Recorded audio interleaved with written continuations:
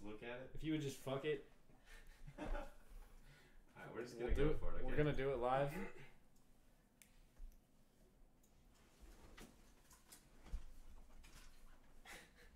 Okay. I come from a land down under. Alright.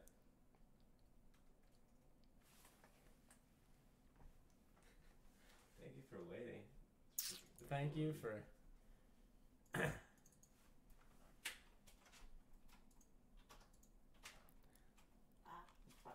We gotta tweet it. Tweeter. Twatter. Tell everyone. It's on your mind, Brandad. Brandad. I didn't save it. Fuck. Shit! Is Facebook doing that thing it did yesterday? Just deactivate. Where nothing worked. Like Messenger was fucked. You couldn't post. Oh yeah, I did see that. And the videos and stuff aren't working. Yeah, nothing really worked. I was only trying to use Messenger, and it was saying you're something about it couldn't be processed. Like, ah, cool. Fucking face, baby. We just gotta double check and make sure that's actually streaming now. Is it going? I think so. How long has it been going for, bud? Sound like Nintendo? Hell yeah! Nintendo. Fucking yeah, we got it. We did her. Sit the fuck up. Get Get your game dick on. How do I fucking make the chat a big boy? You wanna fuck it? God damn it! This is so annoying. Pop out chat. We did her. Okay. All right. Okay. Is it hidden? Is the link live? Do you see it? Nope. There we go. Found her. It's live. This one's titled Season 2, Episode 5, featuring Jacob A. We're gonna fix that. What episode? Oh, we're gonna get right on that. This is 7, actually. Wait, no, 6. Yeah. Jon the Legendary Kragness. His middle name is The Legendary. Yeah. Doesn't that usually precede somebody's first name? Oh no! What if I said something inappropriate before I thought we started? Okay, You put her on the internet. You gonna expose me like that? How long you been live for? How you? Start over. How you gonna do that? I don't want to be arrested. Okay. All right. I think everything is good. We're good. We're actually gonna start the stream. Are we there? Thank you for waiting like an hour and a half. You didn't need to turn the camera a little bit. Oh my fucking god. We got her. We'll do her live.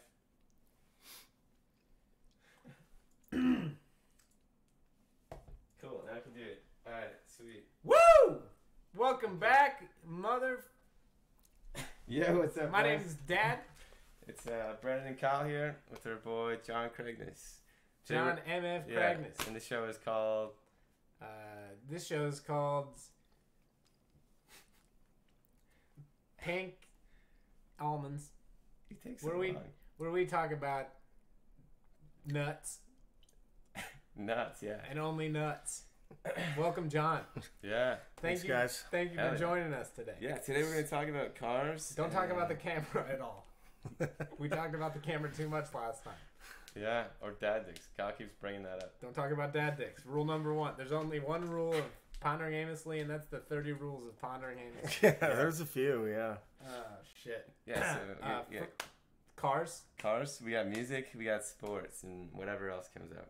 But what do you want your intro music to be? Yeah. Oh gosh, I think I heard you. Your WWE walk intro song. Music. Oh, it'd probably be like something from the Crystal Method, or like is that a play on crystal meth, you think? It could be. It could be.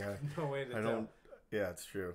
Yeah, there's a song I can't think of the title, but it's a Crystal Method track. It's Go just ahead a banger. And hum it for us. I mean, it's like I need to be a beatboxer, basically.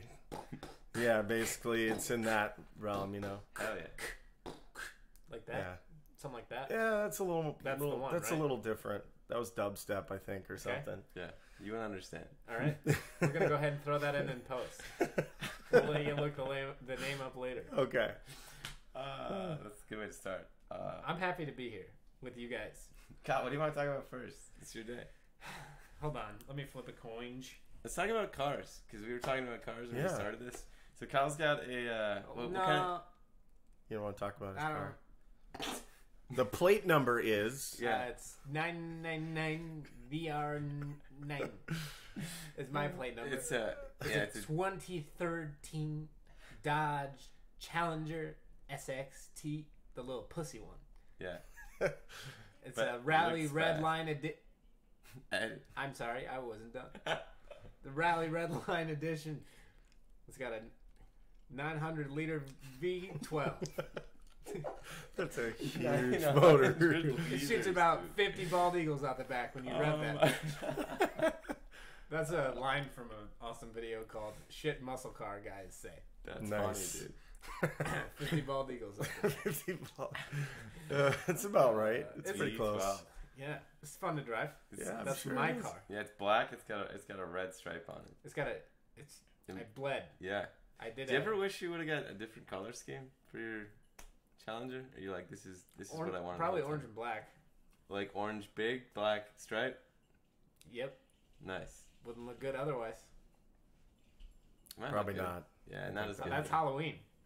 You get a majority black and minority orange. Yeah, that's true. There's a joke in there somewhere about the state of our union, but I'm Yeah. not gonna dig for it. Cool. I drive a Saturn Ion, but I have a motorcycle which is cooler than cars. So Yeah, fuck I you. win. Conversation over. Thanks for coming, Nice. John. Play again next time.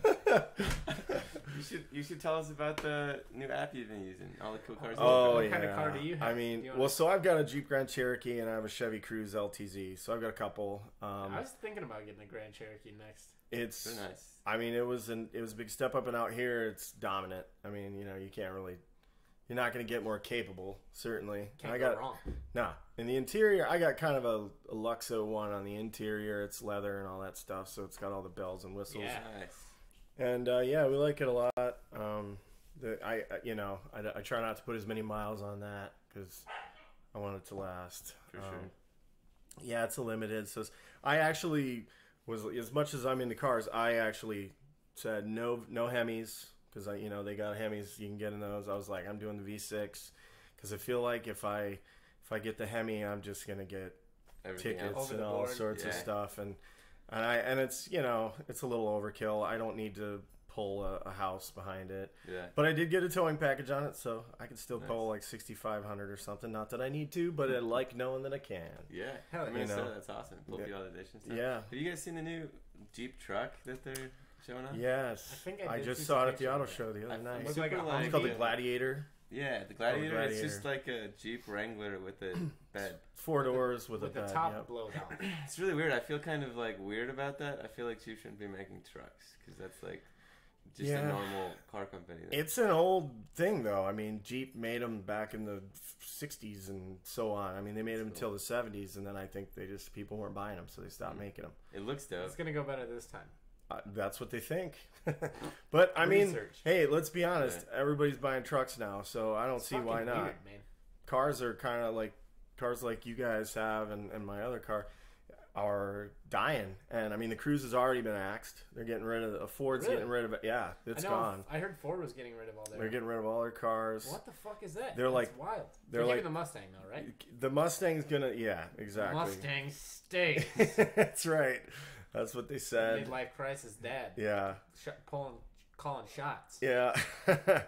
I think Chevy is getting rid of a lot of their cars too. I think they're gonna keep like the Corvette and the Camaro and maybe one other, but they're axing like the Malibu It's all about and the the Cruze. crossovers now, baby. It is, man, and they're like I know Ford is like trying to make performance models of all their SUVs. So there's the Edge ST, which just Ooh, makes me nice. laugh my ass off.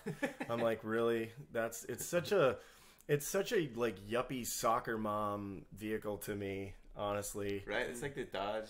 What is it? The Caliber, Bullet, whatever the heck it is. Well, there was Magnet. Durango. yeah, like the Magnum Man, wagon. that's It's so goofy. little bigger, but yeah, pretty close. So yeah, I don't know. I don't know. It's gonna be annoying for people that actually like cars pretty Yeah. soon here, because all you're gonna have is SUVs and trucks to choose from, which And then- kind of sucks. You got the fucking Dodge Demon, Dodge Hellcat, which is just so over the top and overboard. It is. Yeah, they actually just tested it on like the Grand Tour show. You know, the one that used to be Top Gear. They were like tearing around Detroit in it, and a couple other American cars. They had like a Mustang and a Camaro, and the Demon one was funny because the guy that had it, of course, wanted to drag race it, and they would only let him drag race it on a track. And when they finally got it to a track, he had to he went through the whole kit where it comes with like a kit that has like skinny tires for the front. Yeah. So you gotta swap the tires out, and then bigger ones for the back, and then there's all sorts of like, I don't know, sorts of things you gotta hook up under the hood. Literally, like there's all these parts that come in this box. So like a truck rolls up, pulls all this stuff out, they tear it apart, put it into the Demon. He drag races it once, and then they gotta tear it back apart, and then you can get it off the track. So yeah, that car is not made really. You can drive it on the street, but it's really not intended for that. It's a track car. So if you buy one of those, like you said, it's pretty over the top. You're gonna take it to the strip. You're gonna go wax people in it. And the funny thing is that it's banned from competition because it doesn't have a roll cage. Yeah, so you can't even use it to compete, which is so funny. You do have to put one in. Yeah, and it only comes with one seat. A second seat is extra. Yeah. In the Demon? Yeah, Demon only comes with one seat. What the fuck? They can say it's faster then. It's because I told you it's a track car, and That's I don't know why they don't just straight sell it with a cage. I haven't done all the research on that, but yeah, you have to. You can put one in, obviously. I mean, I've seen that on a few things, but like you're right. I mean, you can't take it to like a NHRA thing and get away with it. You can't take it to the NRA. Well, you probably I think the NRA really likes cars like that. I mean, let's be honest. They like more, the bigger the better, right? You can burn as much oil as possible. That's right. Gas, oil, as many bullets as you can put into the machine guns. I think how many AK-47s you can fit in there? Because the NRA does. They sure do. They did the map. I think you can get the Demon with pop-up guns. Like they come out like of the it. Knight Rider voice. Yeah. Gundam guns. Yeah. Gundam there you go. They're making a live-action Gundam movie. I saw on the internet. I read it. That's nice. Somewhere. What do you guys think are like the coolest cars of all time?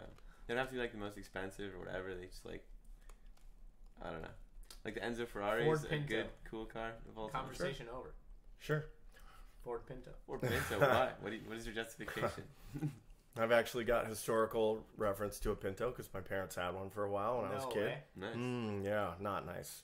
Fucking death. It was a horrible car, but it was a car, and they were young and didn't have a ton of money, so it was a car. Hell yeah. Yeah, not nice. You asked about coolest cars. My new favorite car is a car that I got to drive in Vegas in April when I was there. Yeah. This coming April. Past April. And probably next month, right? I'll go there again. No, seriously, the Mercedes, it's got a Mercedes-Benz AMG GTR. So I did one of those things in Vegas where you can go to a racetrack and beat the hell out of some exotics. So I did a Ferrari 488 GTB. Damn.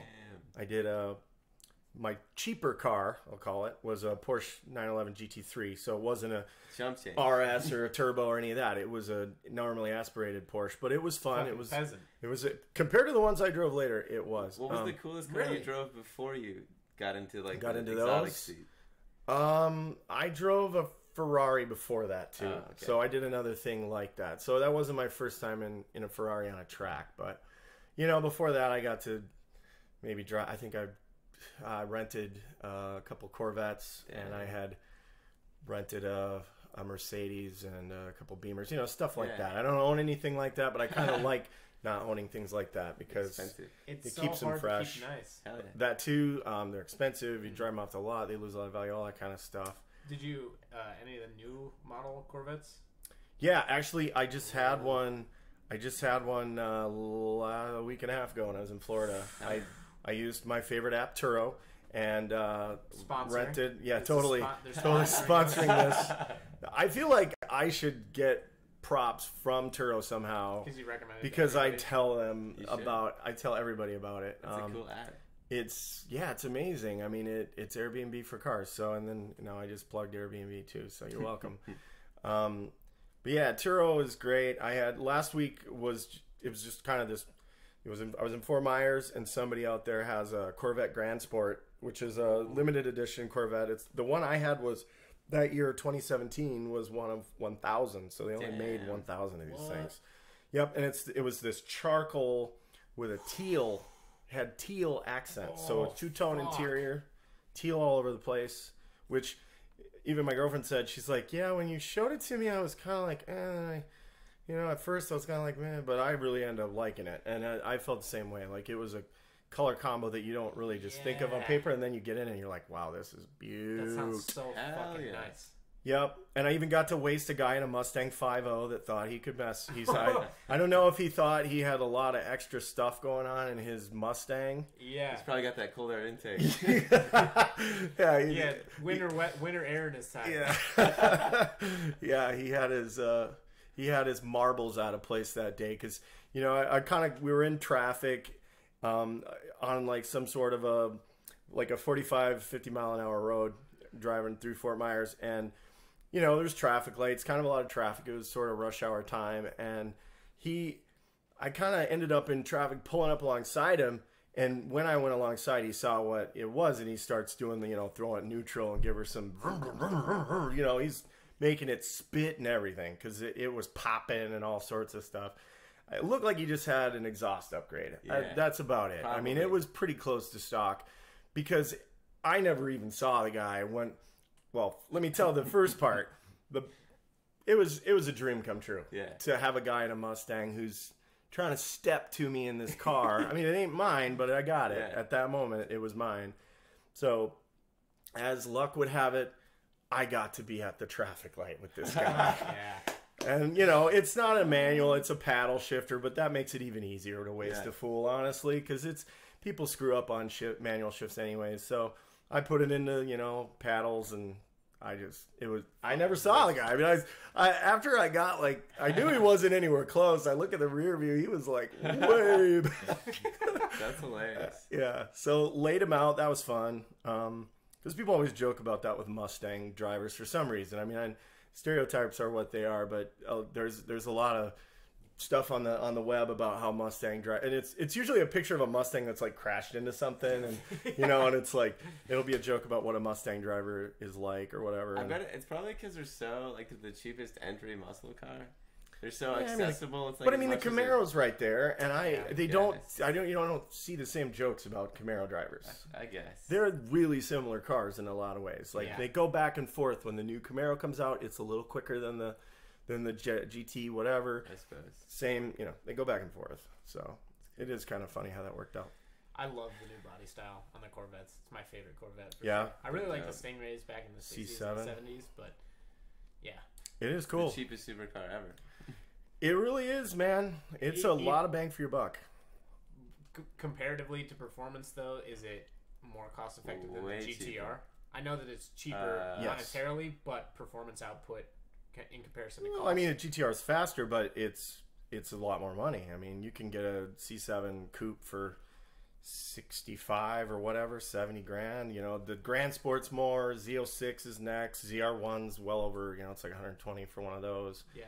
So and those are absolutely insane. I don't know if you've seen the ZR1 yet, but 700 pull your dick through your asshole type of basically 750 horses. They do 60 in 2.4 or something crazy like that. Yikes. That's quick. It's fast, but it's 120 grand for a Corvette. So then you're in GTR territory, but GTRs are over 100 grand. They used to be 80, didn't right? They did. Which was super cost effective. They started out as exactly. I mean, they're still pretty affordable for as amazing a car as they are. I actually was very, the money I spent at that track thing was crazy as it was, but the GTR was appealing, and the guys that I went with, 2 of them drove one, and they ran their best laps, and they raced faster cars. Both of them ran Ferraris, and their best times were in GTRs. GTRs are dope. And I ran a 488 GTB. That thing is a crazy fast car. I mean, that's a $300,000 Ferrari, and they barely were behind me in that. So I mean that's the other thing about a GTR is it's really easy to just get in and go crush, because I only ran one lap better. I mean, I was figuring the car out. That's part of it, but I guess the GTR is just that much easier to just get in, and it's freaking hooked It just feels up. natural. You can just flick it around. That's what the guys who Super got to drive it responsible, told me. I didn't get to, so. So what was it like driving the Mercedes? We kind of like took you off track. We did. That. Well, it's good because we get to wrap up with that. I mean, that car, I actually thought the way the AMG GT looked is better because it's got a different nose. The GTR adds like this whole other level in the front end. It's got a big splitter, and it's kind of more towards the GTR race car. So when I first saw it, I was like, I don't know if I like the looks as much. Yeah. But I got up close to the one they had, and all of the GTRs are flat paint. So it's like a matte. Matte, yeah. And so the color of the one that they had is called it's called Green Hell, the name of the paint color, which is the nickname for the Nürburgring, which I didn't even know. I had never heard that. And they're like, oh, you want to know what the paint color's called? Like, sure. It's like Green Hell. I mean, it was like, I had a young guy that was the driver. He should have, because I would have, they had things happen probably. But it was called Green Hell.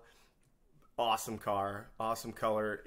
The other thing about that car, not just driving it, is just how good it feels to sit in. Like, the Ferrari's super uncomfortable. I'm a bigger guy, so that's part of it. But, you know, Ferraris are made for like a 5'6", 130 Italian guy. Yeah. And I'm like 2 of those. So me getting in and getting the seat right is a challenge. And they're bucket racing seats, obviously.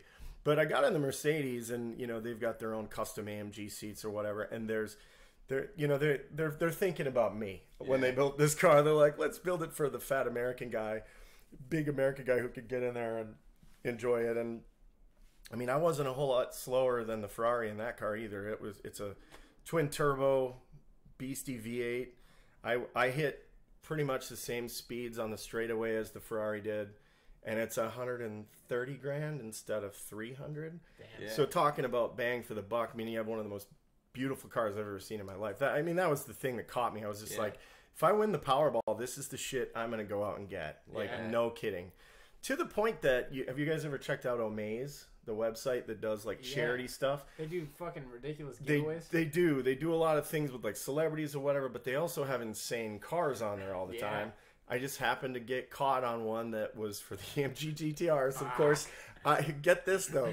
The person who won the car was like a middle-aged lady from Coon Rapids. No way. Yes, she's from the area. Did you hit her up? I want to. I mean, obviously it just says Karen R or whatever, you know. I don't think it was Karen, but it's fun to use the name Karen these days. Funny. Fucking Karen. Karen, yep. Fucking Karen's always, she's got the hair and, you know, wants to talk to the manager. Yep, that's the one. So, yeah, she, some lucky middle-aged lady up in Coon Rapids got that car. I was like, oh, it was local. Holy shit. Because there's people from all over the world on there, you know. You just fucking smoking cigs at 3 a.m., cruising around city blocks. Karen, where's your fucking car? Driving it to the Walmart. Dude, I remember God. So just on top Coon of cars Rapids. and Coon Rapids, if we keep going north to Duluth, like a year and a half ago, I saw someone in the news or something get pulled over going like 167. Who? And like was it the newest Mustang? The Shelby GT, whatever. Okay. It was all souped up. Nice. 167 miles an hour. The cop pulled him over. Oh, Just God. like in Duluth, dude. They must have had they must have had a radio ahead. Yeah. I mean, I was at the car show the other night, and the State Patrol has an exhibit there with like an old school trooper car from like 1979, and they have the current Charger with a Hemi in it, and there's a sign on it that says something along the lines of, you know, it's got like 0 to 60, blah blah blah. Yeah. 0 or speed of my radio, and it's like, what it was something along the lines of how I can catch you, and it's, you know, the speed of the radio, which is like, you know, 200,000 miles, and obviously they're trying to tell you to slow the fuck down because we're just going to radio ahead and call somebody. That's what I'm saying. Guy going 167, they're not going to keep up with that in a Charger. They got those no chase laws in Oklahoma. They have those in a lot of states now, because I mean, they're talking about getting rid of it here. I don't know if you guys heard about that parking lot. There's a playground that there was a chase going through a neighborhood. Guy was in like an expedition, and he lost control and he like crashed into a playground and like ran over a couple kids. Jesus. No. Yeah, that was by my house. I was living there at the time, like right around the corner from my house. Dude in an expedition was getting chased through the neighborhood, and I didn't. There's no video of it or anything, but the camera shots that the news had was an expedition all mangled up against like the swings. I mean, it was in the sand under the swings, and some kids had gotten run over. So I'm for pulling chases when they get iffy. Things might go wrong, but they're probably going to go wrong more of the time if they're being chased. There's a lot of people on motorcycles who just like get away easily. They do. But there was a video I just saw yesterday, and it was a whole karma thing. It's supposed to be like, karma's a bitch. And it was a dude on a Cowie, and he is like a black ninja, and he's cruising. A guy dressed as a black ninja riding a cow. You got it. And so he goes, he's got one of those helmet cams. He does a wheelie off the traffic light and then sets it down, and then he like turns his head, and he's got a cop behind him, and he goes and flips the cop off and then zooms off. And it's a 3-minute video of him doing a lot of really stupid shit. He's weaving, he blows through red lights, is weaving through cars that are trying to go through the intersection. And forever later, he ends up, there's a minivan that's turning left. There's kind of a lot of traffic. It's a 2-lane road. Yeah. A lot of cars here. Minivan is going, and he thinks he's going to go, I'm assuming straight. Minivan does this. No. He's like, and he goes, boom. And he kind of like flies up on the top of the van and then down. The bike's down. He stands up. He's like majorly limping because I think it was his right leg because he had gone into the van, probably broke it. And that was the end of the video, and everybody gets a good laugh out of it. But luckily he didn't, kill somebody or whatever. Yeah, for sure. That's crazy, man. But yeah, motorcycles are they're obviously the fastest thing you can get your hands on the ground anyways. They're so cheap for that like speed too. Super light. Yeah, even something like I don't know. Some like any 1,000 motorcycle is gonna be faster than like a supercar, pretty much. Like 0 to 60 times. Yeah, crazy. Just because it's such a tiny little light thing with a big ass 150 horsepower and it weighs however many 100 pounds. I don't know crazy. if you've seen anything about the new Tesla Roadster that they're redoing. So I'm familiar with the original one, but not anything new. Progressed into the Model S and then Model X and Model 3, and they've obviously got different iterations, but the new Roadster that they're redesigning is supposed to have, I think, a 1.90 to 60. It's supposed to be the fastest car ever. That sounds painful. Doesn't it? I've thought the same thing. Like, I actually, Turo, I have a Tesla Model S. Yeah. I've never driven one, and I just thought, what the hell, let's do it. Chicago's a good place to do it. I'm going to be staying with a friend, so I have a place to plug it in. Because they give you P90D? It's an 85D. Okay. So it's still got the ludicrous mode, and it's got it has Ludacris in the back seat rapping. Yeah, he might be. I kind of hope so. He said he's not always available, but so you get. I think it's got like a 235 mile range, and I know that has a lot to do with the model you're in. Yeah. The numbers and all that. I'm not super up on Teslas. I actually had to like do a little research to figure out what the hell I was getting myself into. And, everybody's seen the ludicrous mode videos, so I had to do one that had a ludicrous mode in it because I want to do that, Yeah. Boop. So that'll be probably the fastest car to 60 I've ever driven. Yeah. When I do it. So I'm excited for that. Obviously, I'll be doing it all over town. That'll be awesome. But, so yeah, that's going to be fun. I'm going to Atlanta Tuesday, and I've got a Camaro ZL1. So Camaro ZL1... Funny thing about that is, like, when you search Camaros, they don't have a spot for the ZL1. I was just searching Camaro. I wasn't even looking for it. And I'm scrolling through, and I was like, that's not a base Camaro right there. So I clicked it, and I was like, oh, man. And it was like $115 a day. It's a pretty good deal. Damn. And that's a 650 horsepower car. Yeah. It's got the Z06 motor in it. That's what it is. It's a Camaro with a Z06 motor. And it's got some upgraded, stuff underneath, but... I'm excited for that one too, man. Awesome. It's gonna be sweet. Try not to rip the tires off that thing. Everybody go down and load Turo right now so we can make money. Seriously, if you could get me connected with them and so I can get like a marketing deal. Dude, you should start making YouTube videos every time you rent a new one. That'd be sick. That's a good idea, actually. It'd be like to start with the ZL1. It'd be fun. Start that with the ZL1, yeah. Give referrals to the people that, because that's actually a thing. Like, if you've never used Turo and you find a car that you want, if you look at the listing, if it's your first one, there's a code on the bottom that says you can save like $25 or something off of the rental by using the code. So it's kind of like, Uber. When you start at Uber, you got some promo credit or whatever. Oh, yeah. So that's going to be good. Did you say that AMG is your favorite car ever? Did we answer that question? Yeah, we did. Like, as far as cars I've driven, and to this point, like, if I had endless, disposable cash, I'd go get one of those in a heartbeat. Because I mean, it's going to have collector value. It's going to have a lot of things. So green hell.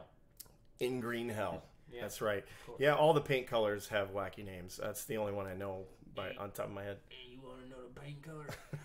Yeah. I'll tell you the paint color. I wished he would have sounded like that. Blade. He had those guys at that place at those places in Vegas have the best job though. I mean, that's what they do for a living. They get to show you how to tear up a car that none of us can afford. And I thought about doing it. I won $1,200 when I was in Vegas on slots. Awesome. I thought about just blowing some fucking money on it. Sadly, I spent more than that on those 3 cars. I did the 7 lap. It was worth it, dude. It was sweet. I think it was like $1,300 for the 3 I did, and I did 7 laps. So that's more. Obviously, that's how they get you. They're like, well, if you want to add another $50, we'll give you another lap. It depends on the car. Obviously, the Ferrari goes up a lot faster. You can get like the base. The 911 I had was a lower end one, so that was. I think that one costed me like a total of $300 on its own. The rest of it was between the other 2, so it was $500 a piece, or it might have been a little less for the Porsche and a little more for the other 2. But so it's to me, being a motor petrol head, as the English people call it, I thought it was totally worth it. But other people would hear that to and each go, their own. Yeah. Other people like, yeah, no, dude, come on. But I mean, it was a bachelor party, so I'm like, you got to. For me, it's like I'd rather go. They were talking about maybe doing one of the shooting ranges, and I'm just like, we can do that at home. I want to do things I can't do at home. So I jumped out of a helicopter.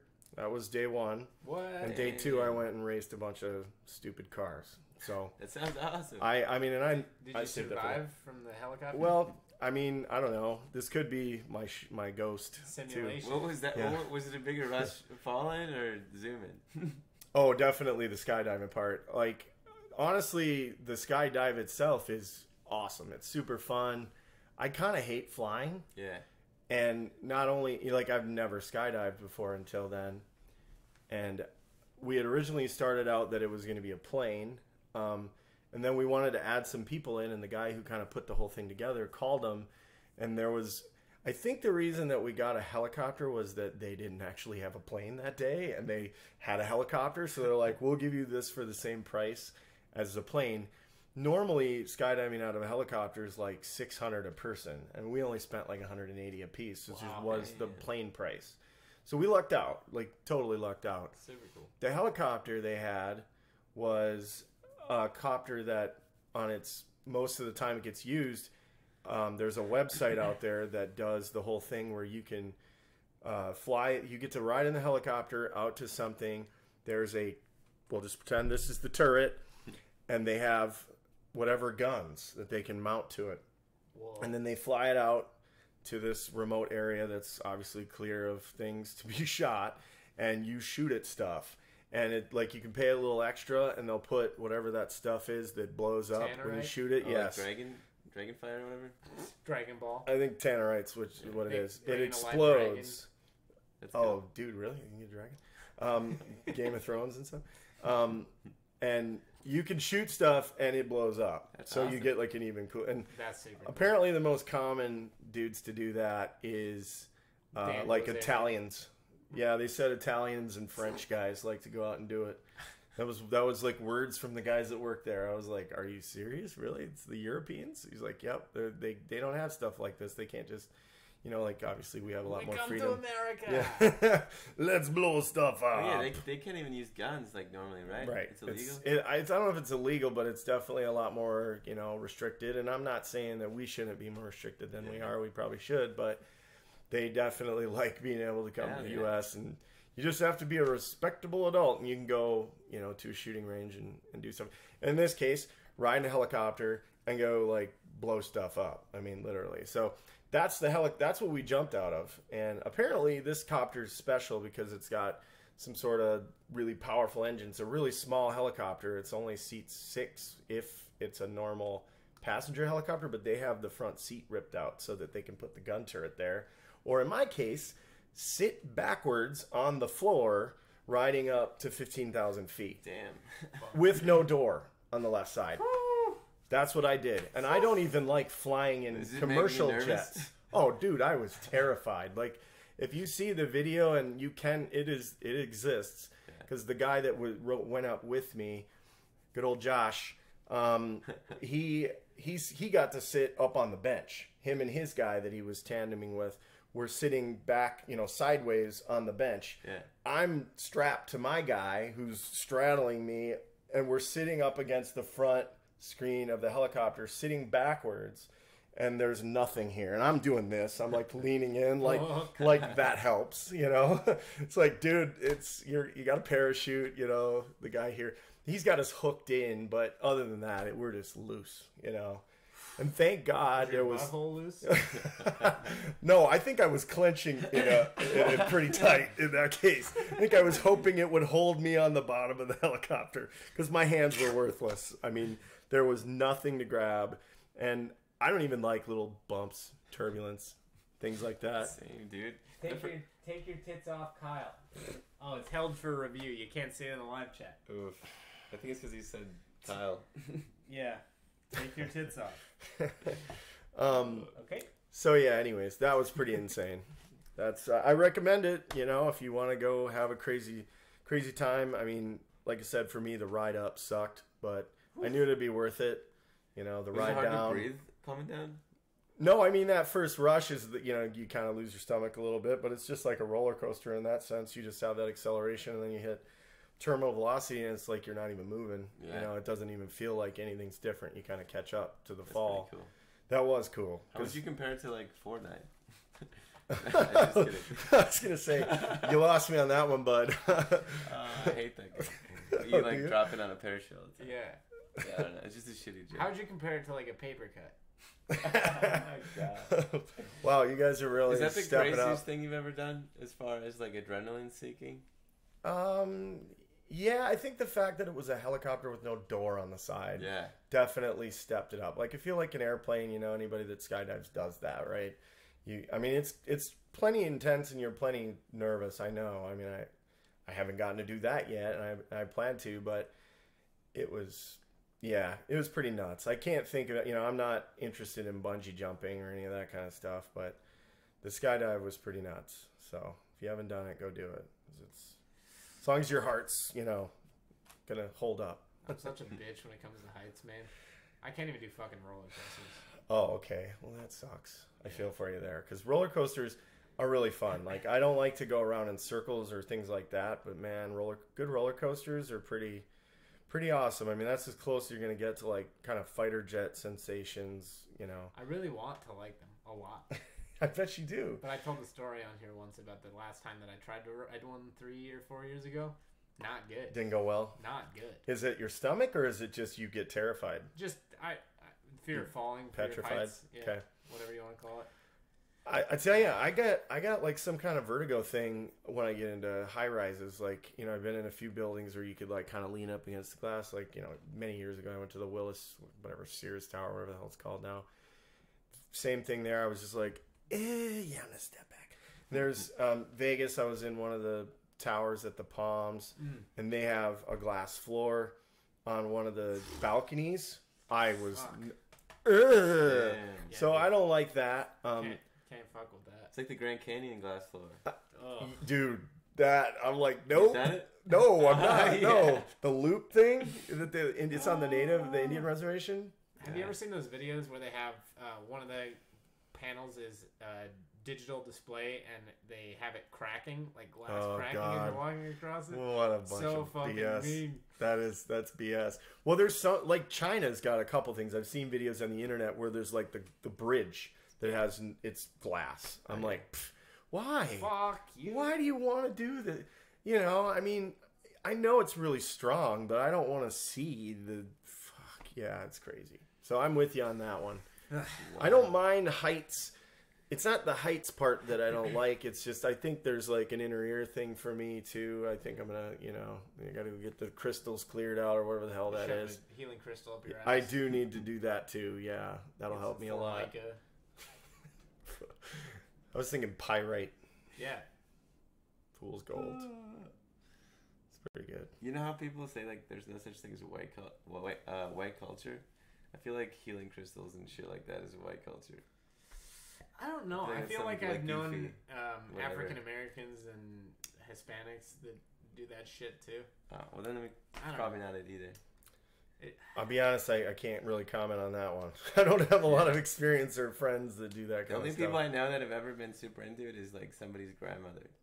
That goes to the casino a bunch. Mm.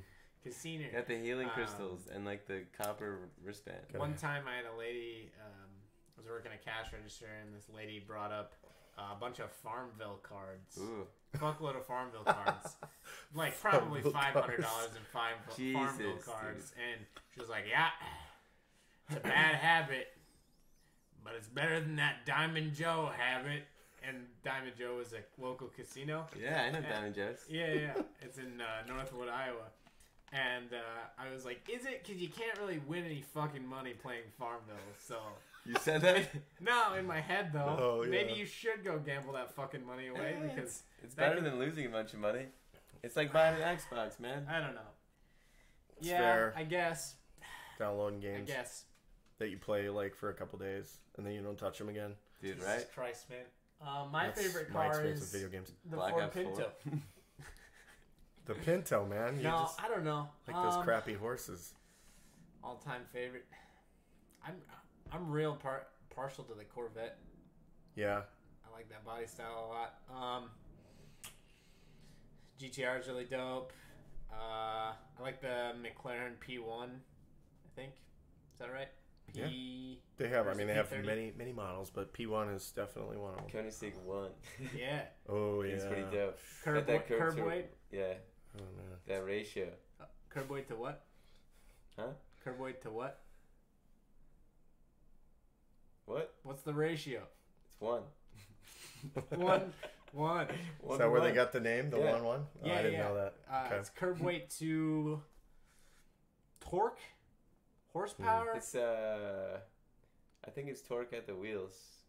Yeah, but they thought forever Weight that to it couldn't curb be ratio. done, and then they figured out a way. Yeah, Koenigsegg's crazy. Like they've got those cars. Like I know they were talking about like 1-speed transmission. Like it's basically just a solid gear and Like you a can- Tesla. Like an electric vehicle. Kinda, but it doesn't accelerate. I think. See, with Koenigsegg, like they've always tried to do the top speed stuff because Yeah. I don't know if they still hold the speed record, but they had it. I know they got it out in Vegas. The video of that's pretty intense. But you watch it, and the guy's like, it accelerated horribly because they had it geared for top end. Yeah. So like the accelerator, it was basically just like Like a plane taking off. I mean, it took him a good minute to get over 100 miles an hour.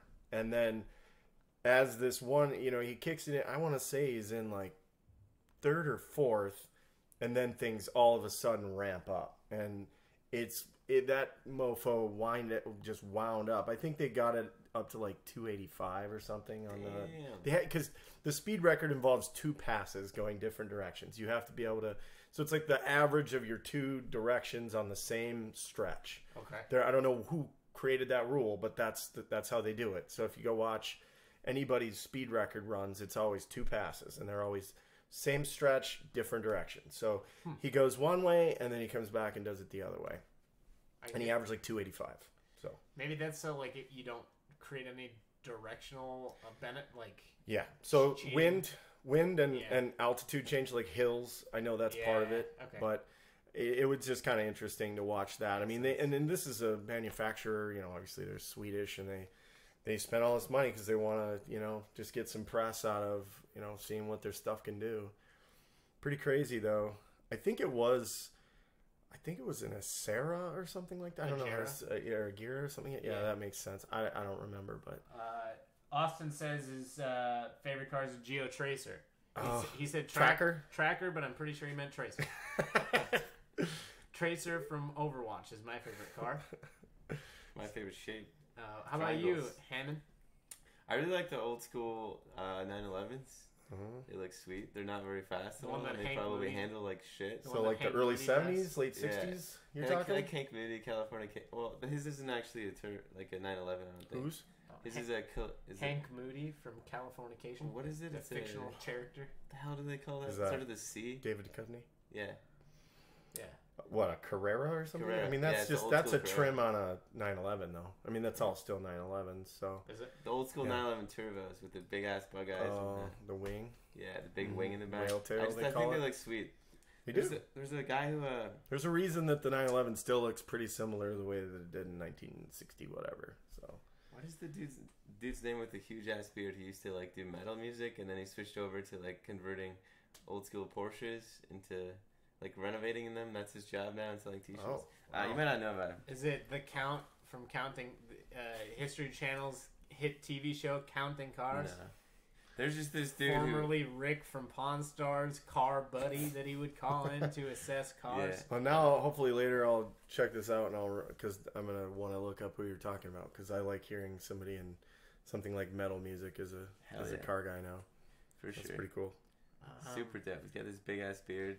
I feel like I had another good answer for favorite car, but I can't remember. He lives in a garage with a little bed, and it's just like 6 cars in this big garage. I can dig that. Yeah, it's just like all Porsches. Porsches. He just like drives them randomly until they sell, and then he just buys another one. See, that's like 6 rotating. I've always thought about that. Like, it'd be pretty cool to like you got to build up a certain amount of equity in vehicles, obviously, so that you can maintain that lifestyle, like flipping them. And they have to be vehicles that resell well. So Porsches are great because they hold value so well. I mean, I was looking at Porsches because I'm lucky to have a friend in Sweden who. He just sold his 911, but he had an 03 911 turbo that he had pretty heavily modified, and he's a car, you know, that's what he does for a living over there, so he works on cars. That's awesome. So, like, he got me thinking more about Porsches than I probably ever had. I was actually, like, thinking, I wonder what I could get one for, and I was looking at, like, 911 turbos, and it was crazy, you know, anything around his was going for $65,000. That's nuts. And that car was probably $9,500 when it was new, so it's not like it's, you know, it hasn't depreciated a little bit, but dude, $65,000 for a car from 03 that's got 60,000 miles on it. Wild. That tells you something. Crazy. This is people are actually driving that, and that's the thing. A lot of Porsches don't get driven. You know, that's why you go look at them and they'll have 15,000 miles on them in 12 years, and you're like, dude, how the hell can you not drive that car? Like when you see a Ferrari from like the fucking 60s or 70s with like 200 miles on it,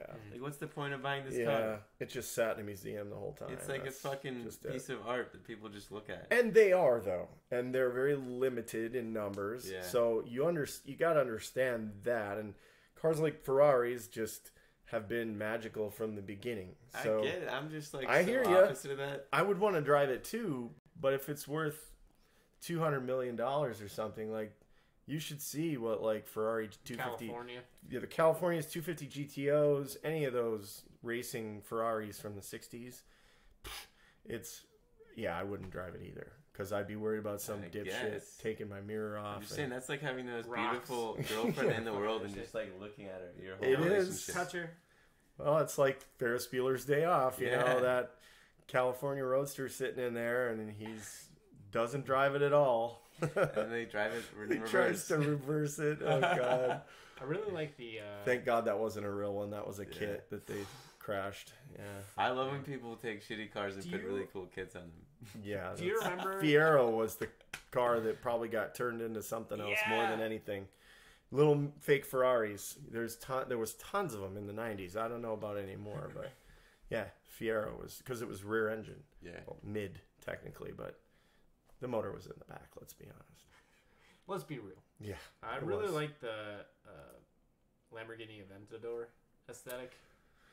Well, yeah. I mean, I can't argue with you on that one. It's another $300,000 car or whatever. So All-wheel it's just drive. like It looks like a superhero car, like a Batmobile or something. it does. It does. Yeah, especially when you get into like the Super Veloci and all those trims they have that have different wings and.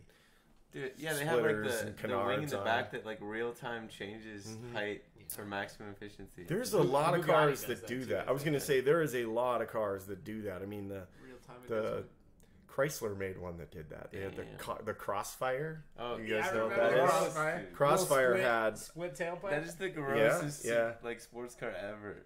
it was pretty big. It was pretty lame. It didn't sell well. It didn't last. I mean, it was overpriced and underperforming, so that was its undoing. I saw a fucking promo for a new Supra that's coming out. Mm-hmm. Yep. Body Was style Fernando real- Alonso driving it? Was it that one? Can't remember. So Fernando Alonso drives F1 cars for Toyota. Yeah. So they got him, and he's super Ford Fiesta. Spanish, and he's like got this accent, and he's like, "Oh, this goes good," and it's like an in-car view of him driving. This guy likes the cool stuff, huh? Ford Fiesta. Yeah, Fiesta.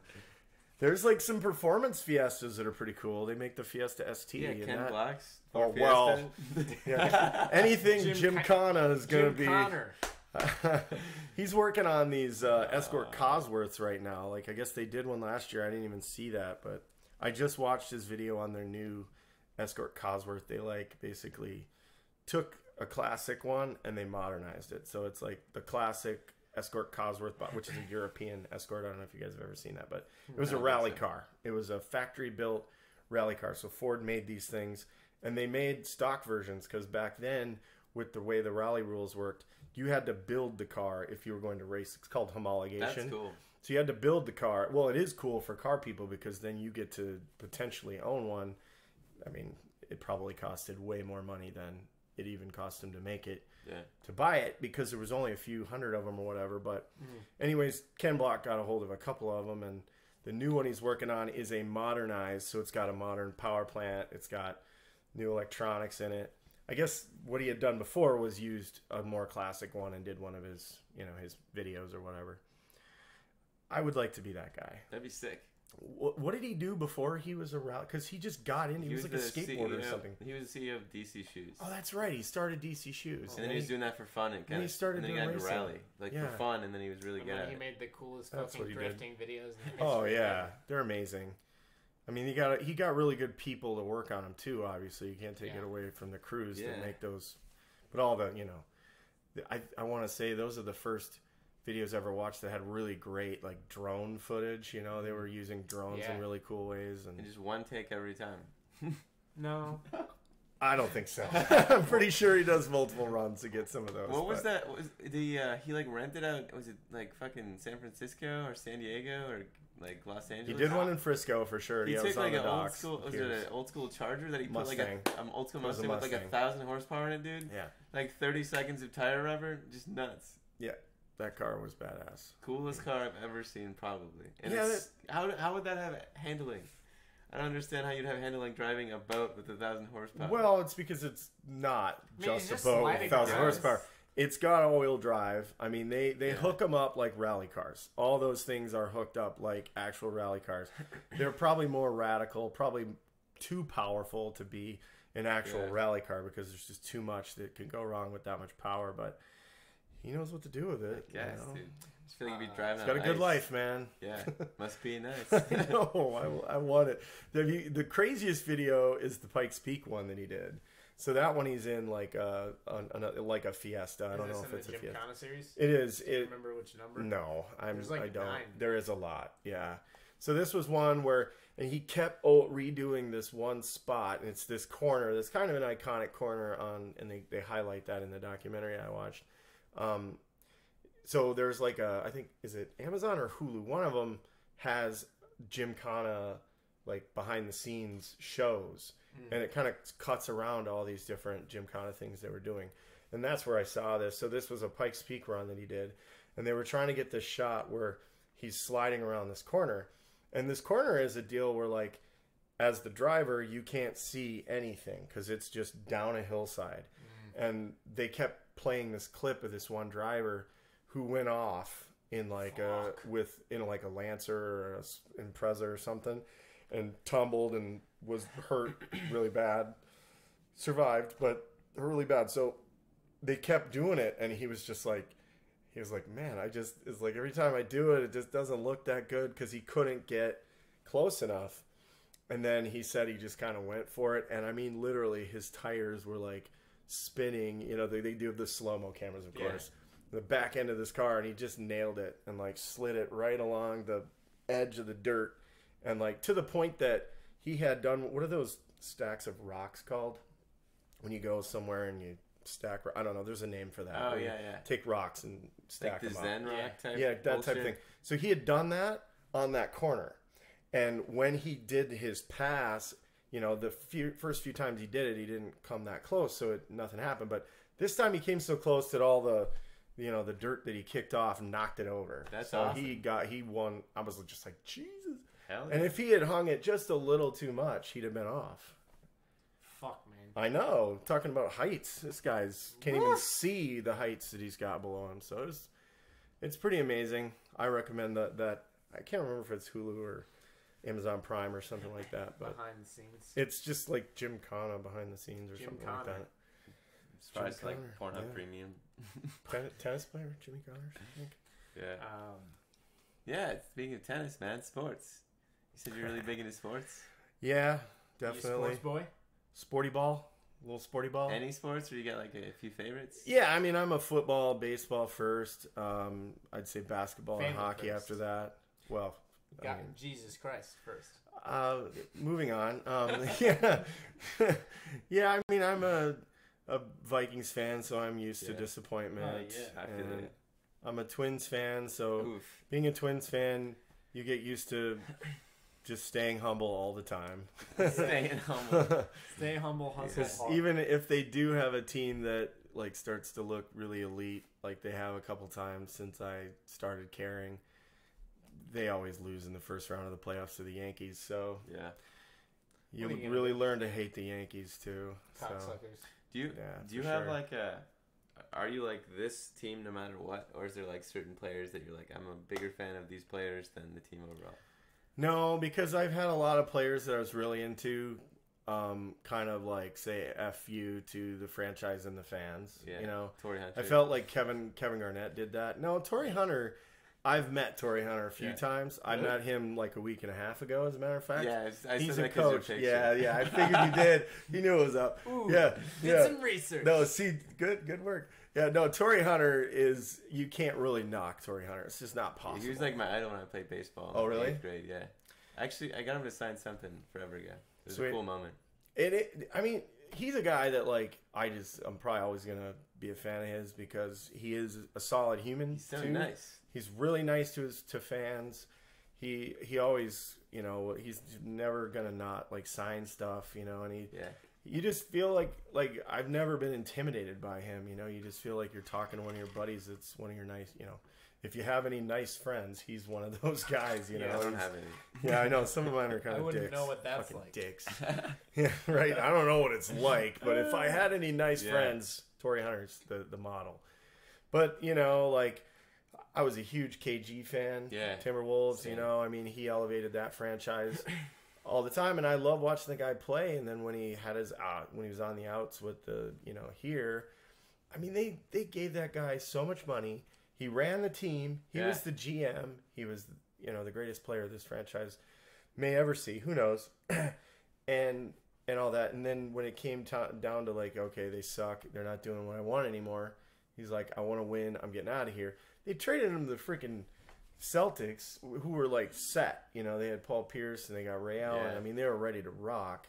And they got KG, and it was over with. I mean, the Timberwolves took a big hit with KG in many different ways, and he was basically just like fuck Minnesota when he left. And he claimed, it wasn't about the fans, it was Glenn Taylor. Like, he still talks shit about Glenn Taylor, and Glenn Taylor gave the guy like hundreds of millions of dollars. Glenn Taylor's the guy that did the under the table deal to Joe Smith that cost the Wolves like 3 years worth of draft picks or something Damn. crazy. He fucked us so hard. And Joe Smith is a guy that Kevin Garnett wanted. So Glenn Taylor went out and got him, and he fucked us. So, players. It's not about the players. It's definitely about the team. I mean, obviously, I like certain players, and you like what they bring, and when they bring energy and stuff like that. But no, you can't stay loyal to the players because they're going to do what's best for them in the end. And players come and go. They do. Diamonds are forever. I just have this disconnect because I feel like it's like somebody buys talent and then has their talent that they bought, not from the state of Minnesota, go fight other teams. So it's like you're watching people that are hired. Like the Yankees have a bunch of money. They pay a bunch of money for super talented people, and they always fucking win because they're buying the best people. I don't feel like it's super competitive to just buy talent and then have them go. Well, honestly, most of the years the Yankees did that, they didn't win. Some of their years, certainly they were going to be competitive. They definitely bought competitive teams, and they won a lot. But honestly, most of the years that they won back in the 2000s and the 90s was players they actually farmed, like Jeter and Bernie Williams. Who was the Asian Hideki Matsui? Yeah, Hideki Matsui. That dude was awesome. So he was later. They had already won a bunch of World Series in the 90s with the Jeters and stuff. Yeah. So he was kind of the next generation of Yankee players. And by then, you're right, they were buying the A-Rods and stuff like that. Yeah. But I feel what do they call him? Godzilla or something like that? Gojira? Yes. Gojira. Gojira, man. It's a pretty cool band, actually. They got Matsui around that time, and I remember when that deal went down because that was back when you could pay unlimited amounts of money to get the rights to bid for the play. So that's the crazy part. I think they paid $50 million just to be able to bid for him before they could even. And then they did the deal. Everyone was bidding that much money. So other people were bidding, and obviously the Yankees. Where does that fucking money go to? It goes to the team that he was on. So the Japanese system. I don't think it's like this anymore, but when Ichiro came over, Matsui... Ichiro Suzuki for the Mariners? Mariners, yeah. Ichibans, yep. So when fast. Ichiban came over, he was already 20... He was 28 years old. Back in those days, you had to play 10 years in Japan before you could leave. Yeah. That was I don't know who's enforcing that, who was enforcing it.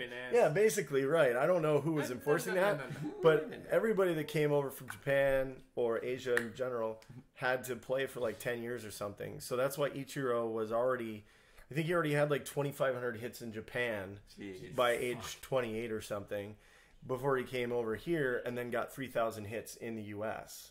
He just got that last year, I think. That's amazing. Wow. At 41. I don't know if I think he retired. Was he still stealing bases like he used to? No. He's still a star. No, he's old ass looking. He's still fat. He's probably faster than all of us, but I don't know if that's saying anything. Yeah. Got that Alfonso Soriano. Joe Mauer's got to be 80 by now, right? He's old as fuck. He's younger than me. Come on, man. He's 37. Oh, really? Yeah, he's younger than me. I'm 38. Oh, he's 36 or 37. Do you feel like it's good that the Twins held on to Joe Mauer for as long as they did? He was a Minnesota boy. It was they had no choice. At a certain point, nobody wants $23 million. Yeah. They don't want that. That's a terrible contract. You got to remember when that contract was signed. I remember it well. The Yankees and the Red Sox wanted him because he had just won the MVP. It was 2004 or 5, I don't know, something like that. And it was 06 or 07. It was later. And you got to remember back in those days, the way it worked was a little different. Basically, for him, he was a catcher. So it's crazy that a catcher was as good as he was. And he just had his first, big home run season. He never did before, never did again what he did the year before he got just paid. 1 year. He got fat paid, too. He killed it. He hit 20. It wasn't he hit 50, but he hit 27, 28 home runs, and he drove in a bunch of runs. He was the MVP. All this stuff. Wasn't he getting $40,000 per bet or something in average? I'm sure he was. So stupid. Sure he was, but he actually took a little less money to come to Minnesota. Boston and New York were going to give him 25, so he gave us the hometown discount of 23 and change. Nice. God bless him. What a sweet boy. Right. I mean, he's a good guy, actually. So, you know, he's not a guy that I'm like, going to sit here and rip. But he certainly wasn't worth $23 million for most of that contract. He was worth it for about 2. And then his skills declined, and he was a doubles hitter after that. He was a line drive guy. And he could, you know, you can only catch for so long. Yeah, your knees go. That often as he did. So he had to convert him to first so that he could stay healthy. And he was a hell of a first baseman when he was done. He ended up a really good defender, but he was just a talented guy, you know, so he could do that. But no, he wasn't 20. He was like a $5 million guy for the last like 4 years of that contract, probably. Whatever happened to Liriano? Liriano. He was great, right? He was for a couple years. He had some of the nastiest stuff I've ever witnessed, like especially before he blew out his elbow. Okay. So I don't know if you remember that. Spoiler alert. Yeah. Liriano. For those of you still on the Liriano, 1983 man. Season of the Twins, working your way up. Spoiler alert. Liriano, yeah, right. He was like mid to late 2000s, I want to say. Yeah. He came up and he was so nasty. He had this slider he threw it like 93 and it just broke. What? It broke so hard and it broke his elbow. I mean, it was so. It broke so hard. It broke his fucking elbow. It did. It did. It's a true story. He had so much. He generated so much torque with his slider that he tore his elbow off, and he had to have Tommy John. That's pretty common though. That happens to a lot of. Tommy John, come kiss it. Yeah, basically. That happens to a lot of young pitchers though. Like they end up better for it often because it hardens up in there and it's tougher, but you can't throw have no movement, but you can't throw that pitch anymore. Like he could throw a slider, but it didn't bite like the old one did. Yeah. And he threw a no-hitter for us. That was about his biggest accomplishment. How do you maintain that level of performance and maintain health without wrecking your fucking body? Is there a Just like a Randy Johnson. He's a birderer. Yeah. What? A birderer. You never saw that where he hit the bird? Oh yeah, my God! He hit a pitch. There's a bird. He threw a pitch. In between 106 miles an hour. No, it was like 98, but it was hard and it exploded. It exploded. Strike one. It was. They actually. Nope, they called the ball. They actually staged that video as a representation of what happened to Liriano's elbow. Jesus, dude. Demonstration. It's a true story. He That's hit gonna be my new pitch. Steam name, Birder and Randy Johnson as my picture. Just bird. Fucking wild. Jesus, dude. It was wild. Is there like you pitch once every 2 weeks, or is there like an amount of time? A limit? I don't know that they've even figured it out yet. It seems like they're better at it, but dude, it's so weird. Like I play fantasy baseball, of course, because that's what I'm into, and one of these guys, oh yeah, baby, woo, yeah. So one of these guys, I was just looking at a pitcher, and like literally, it's as finicky as like a guy's got soreness in his elbow, and it's like, uh-oh. Yeah. Oof. Uh-oh. There goes 3 miles an hour. I got the sniffles. Well, and this guy that I'm thinking of is a Braves pitcher, and like he throws like 99. He's a flamethrower. That's a 9-9. Yeah, that's a 9er, as the pilots say. But he throws really hard, so it would suck if it happens for him because obviously he's going to lose some velocity. It's just the way it is. But just a little soreness is like, oh no, it's kind of like an old person when they get sick. It's like you're worried they're going to die. It's kind of like the same thing. You're going, oh, fuck. Oh, shit. You're scared for the same reasons because you're like, ouchie, my elbow hurts. Yeah, basically. Ooh. And it turns into Tommy John surgery so often. Like, that's what happened with Liriano. I was actually at the game where he tore his fucking, his elbow. Yeah, he pitched into like the second or the third inning. And it was like it was only like his 7th or 8th start as a pro. He came up from the minor leagues. He had like 8 or 9 starts that were unbelievable. Like he was nearly unhittable. He struggled more with control than anything else. Because when you have stuff like that, if guys just take the pitches half the time, they'll get walks because it's just more deceptive. But you're not necessarily throwing strikes. That's why it's hard to hit because they're not strikes. Yeah. But they look so good when they're coming in, and then they go. Ooh, that's a juicy ball. Yeah, exactly. And everybody swing at it. So we get a lot of strikeouts. That's why he was great. Well, I was at the game. It was either the second or the third inning. He had gotten like 4 or 5 outs. And then he threw to one guy. I think he walked him. And, it's funny when pitchers, it's like when a horse, I don't know if you ever watched a horse race where a horse has a leg problem. It's kind of the same thing. Like everybody's running towards the horse. Same deal with a pitcher. They know right away that something wasn't right. And then they go out, like right away, the catcher's running out. And he's walking around the mound kind of doing this sort of thing. And hitting his arm on the door and stuff. And he's like, ow. But... And then next thing you know, he's out of the game, and you're like, oh no, what happened? And then you find out the next day, it's over. Shit. So then you blew it. Year and a half later, they're back in the minor leagues rehabbing. So that's how long it takes. Dude. Fuck. Yep. So I mean, baseball's funny because pitching is so critical, and like obviously other sports have things like football. It's always ACLs, MCLs, basketballs. They Achilles, things like that are really bad. But I mean, you were asking about that stuff. I mean, everything I've ever heard is like Burt Blyleven all the time on the Twins broadcast will talk Bert's about. Bert's got to be like 103 now, right? He's old as fuck. He's like younger 60s. He's actually not that What? old. Yeah. Was He got done pitching in the 90s, so he's not that, he looked- pitched for a long time though. He pitched for 23 years. He was like Jesus 44 Christ. when he retired or something. So that has a lot to do with why he was in the Hall of Fame is his longevity. Who's the other fact one? that He's like a hockey player. The other broadcaster? Yeah. The Twins? The play-by-play guy, you mean? Yeah. Dick Bramer? Which one's old as fuck? One of them looks old as fuck. Dick is older. Okay. He's gotta be like but they're 103, actually pretty close in age, I think. What the fuck? He looks Yeah. old as shit. He kind of does. He's watching the Twins all the time. He's stressed out. Yeah. And he grew up in Minnesota. Like, he's a Minnesotan, He's not Probably just a some Vikings broadcaster from fan, another too. state. Probably is. Yeah, so he's had to deal with the Yeah. freaking Vikings. He Any did day now. he did get to have something to do with the Twins winning a couple World Series, so Yeah. he's got that, but that was 30 fucking years ago. At least they fucking won one. Dude, isn't it crazy how long hockey players can last though? Like, isn't there a dude that played till he's like 50? Hockey is like His a name is Wayne contact Gretzky. sport, dude. No, like Ray Bork played till he was like 45. I That's remember not a real him. person. He's got a last name Bork. There's speaking It's not spelled like you think it is. It's got a Q in there, Bjork. but kind of. I was thinking it was spelled like JOHNSON or something. G-O-F. Speaking of the Vikings never winning, there's this guy I know.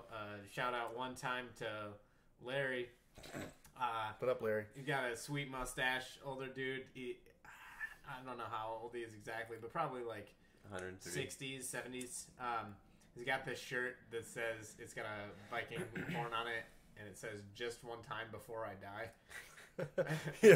It's fucking awesome. It is good. That's good. It's so fun. I would love to see it, but We're not gonna be able to stop the Browns now. oh, I know, right? I know. That's the latest joke that Vikings people are telling is like, oh my God, the Browns might win the Super Bowl before we do. What Know? happened? Well, they got Odell Beckham Jr., man. So they already Unstoppable. had a really good squad. Like the last half of last season, they made a big run. He was making a big stink about trying to be the highest paid player in the NFL. What kind of productivity can you have as a wide receiver to be the highest paid player? There isn't enough. What the fuck? Because you can't build a team around either a running back or a wide receiver. And if you're the highest paid player, that's what you're doing. I mean, that's your salary cap. The quarterback or some stud like a Khalil Mack, those are the kind of guys that should be the highest paid players because they by themselves make a gigantic impact. Like Tom Brady. Yeah, absolutely. Tom Brady always wins, so Don't he get me wrong. deserves it. OBJ, he's crazy talented. Yeah, absolutely. Wicked talented. No. Yeah, Yes, well, it's Randy like Moss. I mean, Randy Moss, I thought was a better player Yeah. than he is, and I'd agree. he was very, very dangerous, and he definitely changed the game. Like you had to defend him 100%. differently than anybody else because he was so tall and so fast. Like, He's cheating with all the marijuana. yeah, He injected marijuana smoke in the balls. Yeah. It was inflate gate. oh wow, Opposite of Tom Braden. that's a new one. That's a new one for me. You heard it here first. Because like OBJ is like what 6 feet 6'1" or whatever, so he's a pretty average height. Now he uses his athleticism and his amazing hands to make a lot of plays, I'd Despite like to the be touched fact- by those amazing hands. Probably, I don't know about that. I'm gonna pass on OBJ's That's a hard. hands. That's gonna be a no for me, dog. Maybe my boys Stephon Diggs or Adam Thielen. I love that. Those Dude, guys. Thielen, Mankato It makes boy. me so proud. He didn't even get So drafted. happy. Well, and he's from like bumfuck Minnesota, Yeah. like up by Alexandria or something like that. And he's like DL or Fergus or He's something my like favorite that. player right now. That's like the definition of the grind, dude. He really, yeah. I mean, he was a kick coverage guy most of his first He worked season. up to the practice squad. Now he just like set a fucking NFL record for most 100-yard games. Wasn't Tied for most. Was it Harrison Smith? Wasn't he from Mankato too? He went to Notre Dame. Oh, He's shit. not a Minnesota boy. My bad. He's an awesome player, He's a no beast. doubt. He's Can't got the hate on most- Harrison Smith. Consecutive games from the start of a season and tied for the most consecutive games in any point in the season. Yeah, but Yeah. does he have that Stephon Diggs miracle catch? That's true. Thielen's got the record. He's got the Minneapolis Miracle. Yeah. That was so crazy. That's like one of the top 5 catches ever. I actually was so glad The catch itself wasn't great, but the circumstances were amazing. That's what right? makes it great. It was a pretty great catch. I mean, he Oh. popped it to himself, and he thought a defender was about to blast him, and meanwhile, the dude completely whiffed. And just he it 100% was unbelievable. thought his momentum was going Yeah. to carry him towards I know, the it's sideline so and was just crazy. trying to keep him in bounds. He's oh, like, what? Where did he go? Oh shit! Oh, fuck. And I was like, what's he doing? Oh, he's loose. Everybody was like, okay, we just need to get set up for a field goal. And I was like, dude, if we fucking kick a field goal, we're Yeah. going to miss. Oh, of course. For the love of Christ, course. please just score a touchdown so I don't have to kill myself. Anybody tonight. And they did. the Blair Walsh field goal against Seattle at home. Gary Johnson. Gary Anderson, yeah, Gary my Anderson. favorite. Gary Johnson. The Johnson. new guy we had for like 2 weeks. And now he's kicking for the Raiders. Nice. And the Raiders look like they might be getting good because they got Antonio What is Brown. that dude's name? He was like a rock star. It was kicker. Carlson, Daniel Yeah, Carlson. yeah, Dan Carlson. He was. They were He- fucking him up on He Twitter. set the SEC record the year before, which is the conference, Yeah. for football in college. And he got rattled. I mean, you missed 3 field goals against the Packers. Yeah. I don't give a fuck who you are. Peace. Yeah. Anyway, the Raiders got him. The funniest part is, dude's got a huge leg. So they He's just cocked, got. too, I heard. I don't think he has a big cock. I think that's part of the Gets problem. in the way. He may have gotten penile lengthening performed on later Yeah. on, He and does- maybe that's why it He got worked the out. small dick energy, and it led to Yeah. some confidence issues. It happens to the best of us. Exactly. He got the I go lengthening. through it energy. He got every it back. fucking day. And then You he know went. how hard it is? You gotta pump yourself up and emulate Like that shit? physically pump yourself up. No. You just gotta emulate that big dick energy. It's hard. I get it. PDE. Yeah. That's funny. Yeah, he went to Oakland and only missed he kicked like 19 to 21 or something like that. Of course. pretty good. And he's a young guy and he's cheap. I'm sure they paid him barely anything to come there. He probably paid to leave the Vikings. But that's what happens when you come to Minnesota. Your kicking goes to shit. Dude, fucking Your Dan hockey team Bailey. goes to shit too. Dan Bailey was all right. He I mean, was he pretty kind of good. stabilized the situation, but he did miss some critical which is kicks a fucking couple crazy times. because he's so consistent. How He's the like fuck does that happen? He's like number 2 all time in history. It's crazy. Why would you tarnish your record? It's Yeah, let me come go to with the Minnesota, Vikings. yeah. You know what's gonna You happen. fucking dummy. You totally know that's gonna happen. There's got to be something about Minnesota, man. Gary Anderson. I mean, dude, 1999. You think the offensive coach is like, I'm gonna fucking kill you? dude, don't even talk to me about 1998. I don't even.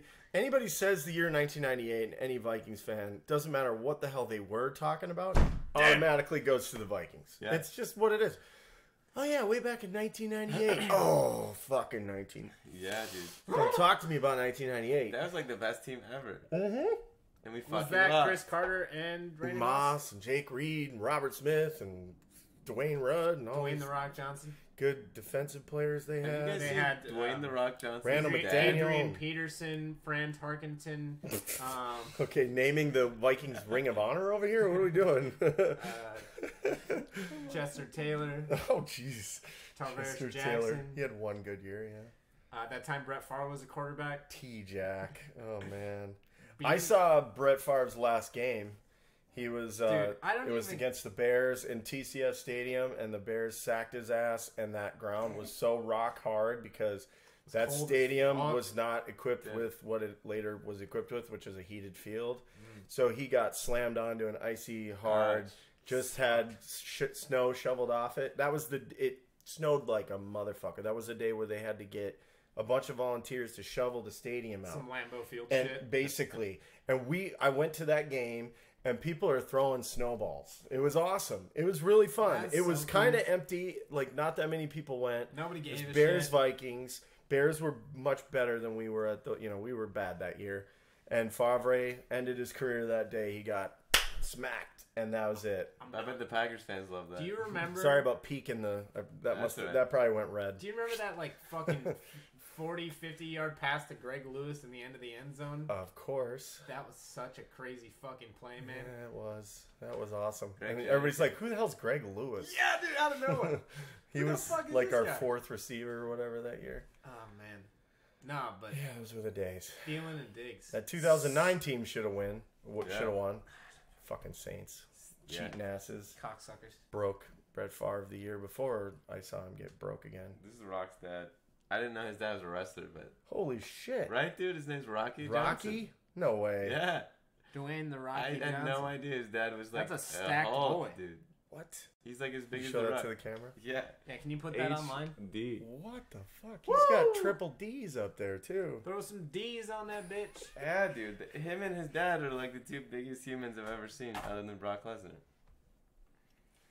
It's insane. I really wish Thielen could have took the number 1 spot instead of just being tied for it. I wanted it too, I but they would've- shut him down that day. I wish we could have thrown the They whole keyed on fucking him. season away for all I care. He deserves it. Do it for him.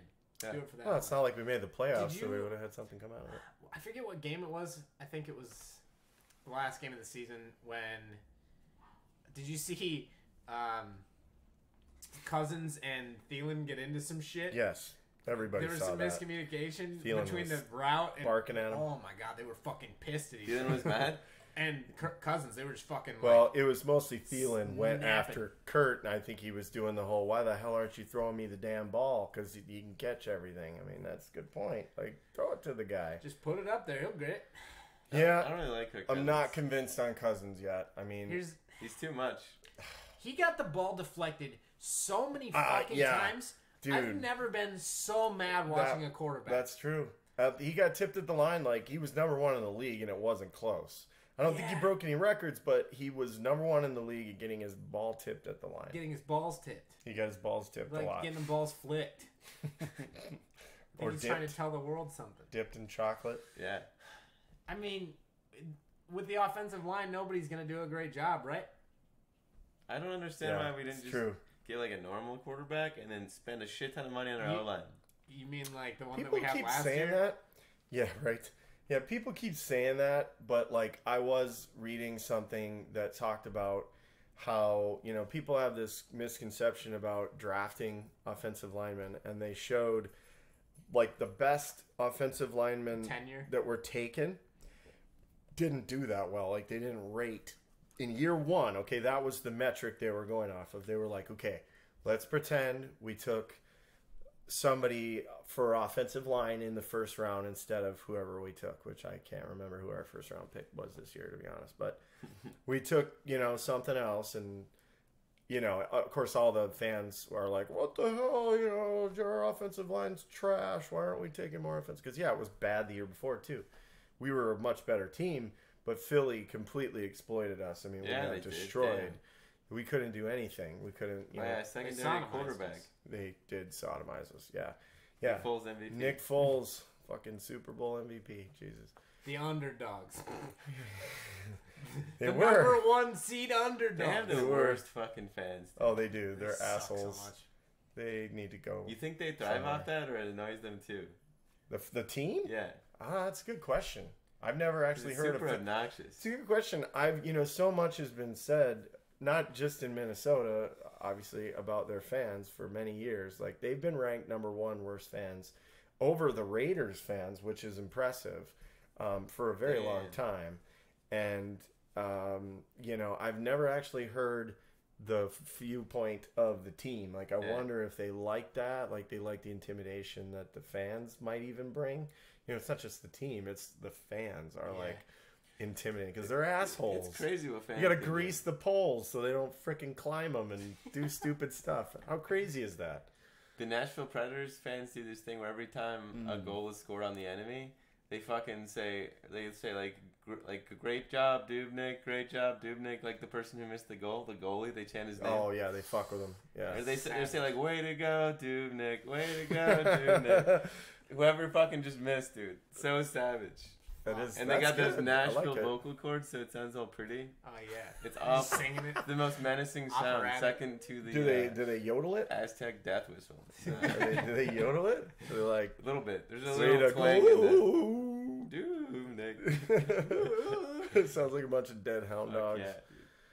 Yeah, that's cool. I know, like, I mean, I've been in a couple Wild games and like the goalie gets lit up. They get pretty wild. I went to I went to 2 years in a row. I need to leave. 2 years in a row. I went to a Wild versus Canadians game. I Ooh. went this year and I went the year before. What Just a happened dumb to fucking name see for a the team. right. That's like Well, low it's the Minnesota versus high Minnesota. Canadiens. Ew, Canadiens. even worse. Where you like French spit in your Canadians. mouth. It's IENS at the end. Yeah, Canadian. I think that's the Germans saying it, but it might be accurate. The Canadians, and the both games were 7-1. Oof. So in both games, the fans on the road goalie's end, they call it the double attack end, would go. That's the end. Well, I'll just say it, I was on that end, so. Everybody was just going crazy for like Civ. That's what they say. They say Civ. Like, you know, they'll just get a chant going, and that's obviously to heckle the goalie because they're like leaking like a sieve, man. So Shit. Letting all those boys through. yeah, that's right. Oh my god. Yeah, and the Wild are just okay this year. So I'm fair weather when it comes to hockey, big time. They're but, so inconsistent. Dude. yeah, They beat the best team in the fucking league, and then they yeah. lose to, Tampa like, Bay 3-0. Yeah. Well, that was when I was in Florida. I was like, wow, the Wild just shut out the Lightning. Yeah, they do that, and then they end like a 13-game loss streak from the Red Wings, who aren't doing shit this year. They lose to them. They lose to teams like that. Yeah. and Doesn't then they make beat sense. the best team in the league. It's so Well, and they fucking traded stupid. away their like most premier players by name, anyways. Granlund. And, Granlund was my favorite player. Nina. Granlund was definitely. Nina wasn't really. Well, doing they let anything. him go last year. He was like a free Nina? agent. They let him go. Yeah, Uh, he was been on another team all year, but they traded away Granlund and they traded away somebody else, one of the vets that I can't remember. Was it the defenseman? What's the A headless horse. mulatto one? we traded away a young boy to the Bruins. Oh, Fast- Coyle, Charlie Coyle, yeah, Coyle. Charlie That's Coyle. right. He's not that young anymore. He's Right. been around for a while. He's an old young boy. He's like The 20. Bruins love him though. No, Do they? They wanted him. He's from Boston. He played college there and stuff. Oh, So that makes sense. fucking old man. yeah. So he's like, we get the hockey puck, we get the what's the chowder? Yeah, the it's that chowder. Boston accent. How, They probably just want to get rid of that annoying voice, dude. how do they fucking like? I know Minnesota's a hockey state and ice skating's really big, but coming from somebody who has zero fucking coordination, the fact that you can balance and have It's the impressive. footwork that you do and the movement, but also have the reflexes Yeah, and the focus for everything else, it's so fucking fast. it's true. Like Yeah, next really to fast. next to car racing, like split fucking second decisions. Like obviously you've always got offense and defense, and you need to make split second decisions, but puck flies so fucking fast, man. And they always put it in the craziest fucking spots. Yeah, that's what's impressive Like this to me. far from the fucking Right. red. They'll just shoot it. Well, and they obviously practice, like, Yeah. and what's amazing to me is, like, I don't know how you can get accuracy out of that motion. Like, it's all, I mean, I know it's all about where you end up. That's what you're shooting for or whatever. But you say that, but then executing it's a whole other thing. Or like deflex, dude, where like one teammate will the tip. they'll sit And they'll they'll tip sit it it. right there, and they'll set it up so the person can hit Yeah. it into their fucking stick And from kinda- across. Well, and then they'll time it so Yeah. that they're moving their stick to then channel it into the right spot. Redirects, dude, blow my fucking Yeah, mind. they do. They're Well, so that's nasty. like Zach Parise.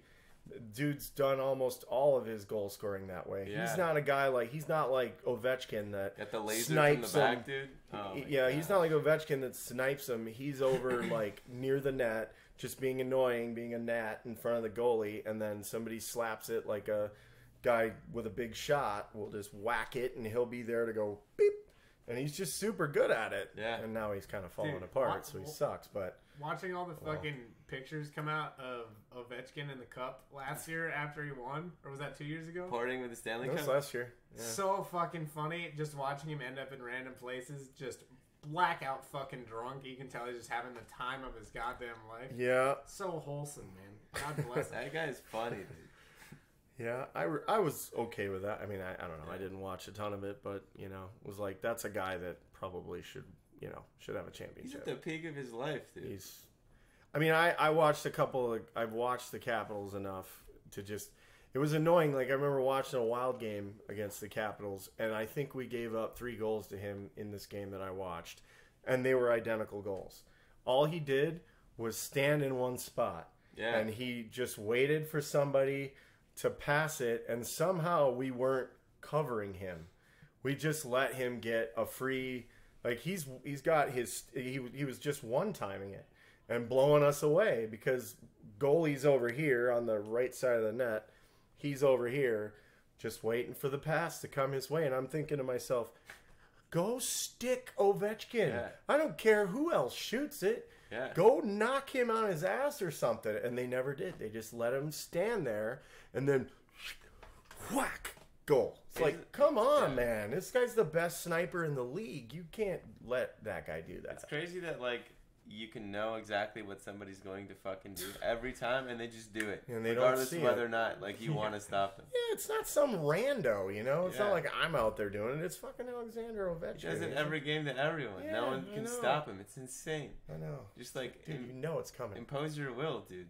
It's just Something. nuts. Man up. There's a Play lot some of defense. fighters like that. Like, I don't know if you watch UFC at all. A little bit. There's, like, this guy named Khabib who's, like, a Heard Dagestani of hardcore Russian. He just, Yeah. like, tackles you and smothers you. And every single person, like, the whole, like, 6 months, 5 months, 4 months, whatever, leading up to it, they practice not getting taken down.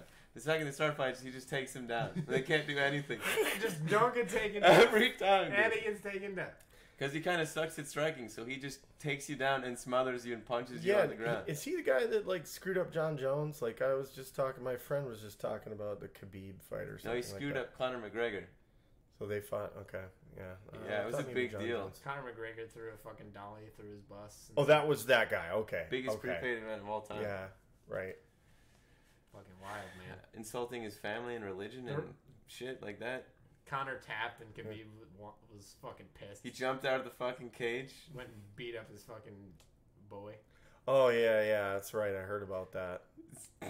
Talking Crazy mad deal. shit in the fight. Like Crazy to his deal. face. He was like, let's talk now. Let's talk now. As he's like punching him in the face. Yeah, that's right. That's the one that after right after the fight, it turned into a brawl or Yeah. whatever. Yeah. Did he ever get his fucking money or the belt? Or? I think he was fined $500,000 out of $3 million, and he got banned for 9 months. Did he Khabib get the did. belt though? Yeah, he gets to keep the belt. Nice. Yeah, I don't know. Conor I kind don't of. know why people gotta be thugs, but yeah, Conor McGregor's an idiot. I mean, we all know that. But he's gotten hit a lot in the head. So This I dude mean, is from Dagestan, Russia, like the terror capital of the fucking universe. And Conor McGregor's fucking with him. The dude is hanging out with the Chechenian overlord that's just like literally fucking torturing and murdering the gay people there. That dude. Chechnya. Straight up fucking murdering people. There's an crazy. awesome show on HBO called Barry, and there's some Chechens in there. I just don't understand Barry, why I you, want why to you watch talk that. shit That's to the him. one with really Bill Hader, right? Yeah, it super looks good. fucking good. Looks good. Of all the people to talk shit to, man. A fucking Dagestani fighter. I've never even heard of It's Dagestani. nuts. Dagestan. So Dagestan is this tiny ass city in Russia. It's like it was conquered by Russia. It's Muslim. They're kind of pissed about it. They wanted to be their own country, but they're a tiny ass town. And like, out of this little village, I think there's less than 1,000 people that Khabib comes from. There's like 20 masters of sport, which is basically like Olympic level wrestlers, like sambo people. Out of 1,000 people, there's 20 medalists. It's all they do. They have their like They breed them basically. their houses, and like under all of these different houses there's just fucking mats underneath, and they have them actually just like beat the shit out of each other on the daily. Wrestle bears and shit. Yeah, for real. He had Actually. he had a bear growing up as a pet that he'd wrestle around with. It's just Russia, dude. Russian fucking traffic cam. Yeah. Oh my god. There's some good, in Russia jokes. Yeah. Out of that place, I bet. Fucking. Oh my god. It'd be fun to be Putin for like a week. just to see what is brought to your table. Yeah. It's true. Entertain me. Yeah. What else are we going to talk about? We were gonna talk about music. My favorite thing in the whole world. Number one. Yeah, dude. What makes Even more so than dogs? Yeah. Dogs. You heard it here first. Mm-hmm. What happened? I like music more than dogs. Oh, you like Dogs are great. They are great. But sometimes they're really. We're not going to annoying. talk about that today. It can be. Yeah, I'm a big music guy too, so I hear you on that. I don't have a room full of music stuff, but I got I do some DJing. You got so a killer throat though, dude. Mad vocal cords. thanks. If you ever want to start a fine. band, you can call it Kyle and Friends. What are we, a And children's I band? I won't be in it. Yeah. That'll be the joke. Kyle, we can call it Kyle's Friends. Those friends. That would be fun. Some like whatever. But Are you spinning record boy? I mean, back when I started fucking around with that kind of stuff, I did have some vinyl tables, but the last the turntables like that I had got stolen out of a storage unit like 10 years ago. So I've mostly been, the virtual spinner, laptop DJing, that kind of thing. I mean, when I started, I was 21 or something like that. So we're talking 2001. Yeah, I know. The MP3 thing was pretty new. There wasn't really programs yet to do that. So I used to have to like drag, cases of CDs, and I literally would take a desktop and a CRT to gigs. Damn. CRT, yeah. So it was a fun deal. I mean, for me it was a blast. I've always enjoyed it. So do you feel like people appreciated music more back then? well, Like they're yeah. more excited about their favorite song? Or I think favorite so record? because it's harder to find. Like Yeah. now it's so easy to find stuff, and there's a lot of trash out there that gets people distracted. And you got YouTube and things like that to go find your, listen to music there, or Bandcamp or places like that to go check stuff out, SoundHound or whatever, SoundCloud. Sorry. Really, I think the biggest turning point was the ability to break a single away from an album, right? Because before it wasn't cost effective to just put out a single. Like you needed Yeah. to do albums. It was right? definitely less common. I mean, you could buy single CDs and single Sure. cassettes, but it was a lot harder to find them. And you're right. I mean, only certain songs were getting singles made. And I actually owned quite a few because when I was DJing, those were great. Yeah. Because the fucking albums were worthless. I just needed that one Montel Yeah. Jordan song or whatever the hell it was, I didn't need the whole Some damn Tory Hunter. album. Yeah, exactly. What's the most requested song of your DJ career? Oh God. I mean, I've been a DJ in Minnesota my whole career, so to speak. So Prince. it's no, Cold sadly like not. Minnesota. It's the lame stuff. It's like Sweet Caroline or Journey. Probably Don't Stop Believing. Nice. Probably that. Always. I would. Woo girls love that song. Yeah, and Drunk Anybody loves Such- that song because it's a sing along and everybody can get it. So fucking basic. That bridge. It is super gets basic. nutty. Street lights. People. There's something about the basic songs that are so easy to attach to that. Like It is. They're I easy mean, to remember the They're lyrics. fun. I'm not trying to trash the Yeah. music. I will. Fuck them. I'm just saying, like that's the type of, and I've done a lot of weddings, so that, obviously has a role in my answer to that question. Like Yeah. Fucking if I was more of a party guy, like if I did more parties, things would change. It'd probably be like Yeah by Usher or something. Yeah. Super. I mean, that's to me just as cheesy as Yeah. Don't Stop Believing Same. is. But I don't know. the pop version of Don't Stop Believing. pretty much like the pop, hip hop, whatever, What pop, are pop. some of like the most significant bands in like your life as Well- far as just like impact goes? Easy answers. 9 Inch Nails. That's a band that I've always been The into. Trent Reznor boy. Yeah, basically, because that is 9 Inch Nails as we really know it. But Do you like Manson? They had like a weird relationship. Marilyn with a little Manson, bit of beef, yeah, sure. Well, I mean, Marilyn Manson owes a lot to Trent Reznor. He I mean, does. Trent Shit Reznor ton. produced his album with Sweet Dreams, and Yeah. and that's the one that blew him up. That's I mean, his that big song. got him up. It's not even his song. Sweet. Yeah, right. dreams His are cover. made of I mean, I would say these. "Beautiful People" is his biggest song, Yeah, I but suppose. but that was the song that took him to another level, and Trent Reznor had a lot to do with it. They were touring with 9 Inch Nails back in those days. There's a lot of, funny stories and things like that from some of the tour videos I've seen from back in those days that are on VHS because they're that old. But You know, yeah, there's a lot in common with those guys. But yeah, definitely Nine Inch Nails is my biggest. I just went and saw them in Chicago, like in October. They played. They're still kicking ass. They absolutely, yeah. I mean, and actually, they're playing with their first. Trent Scott, his first like kind of consistent band in a long time. I think they're on their third tour with the same lineup, which That's nice. But he's also been putting out a lot more music. Like if you look at the history of Nine Inch Nails, it was like Pretty Hate Machine, toured on that for like 3 years. Downward Spiral came out in '94. Then nothing until The Fragile, which was 5-6 years, and he was touring a lot in between. I think he put out one song for it's called The Perfect Drug. That I love that song, but put that out kind of in between. But that was like all his own. I don't even think he had a band play that song. I remember when he put out 2 albums randomly for free. Yeah, he's done that a lot though. Since like 2005, he's been super active, and I think he's just got a workhorse. 6 or 7. He is now. Yeah, he's got nuts. like. Well, and with him, he was always struggling with drugs and depression. Yeah. So that was his biggest thing, and like. There's a lot of stuff about when The Fragile came out. I read a lot about it. Was like in Spin or something. He was pretty open about it. Like he was in a really bad place, and he made the mistake of going and renting this big mansion in Big Sur that was really isolated, and it was kind of gray all the time, and he was bummed out. So it really wasn't a good place. Yeah. But he's one of those guys that likes spooky locations for like his moods and all that. Like Jonathan Davis shit. Yeah. Well, yeah, I guess nowadays, but. He was living in New Orleans for a long time in like an old mansion of somebody's, and like he likes that vibe, you know. He produced the soundtrack for this movie that came out recently, Call of Duty? mid-90s, by Jonah Hill. Cool. Really? We're still talking about Trent Reznor.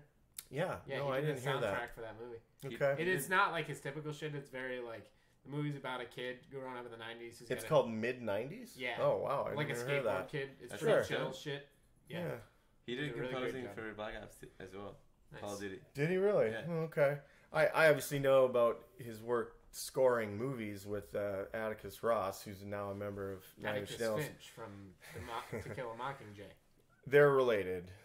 Yeah, totally related. featuring Katniss Everdeen.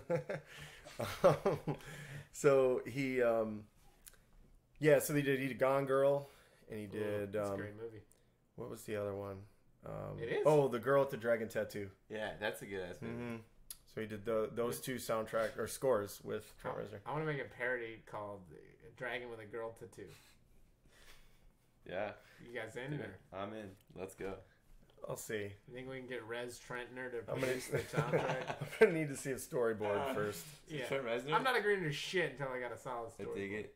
Super variety of sounds.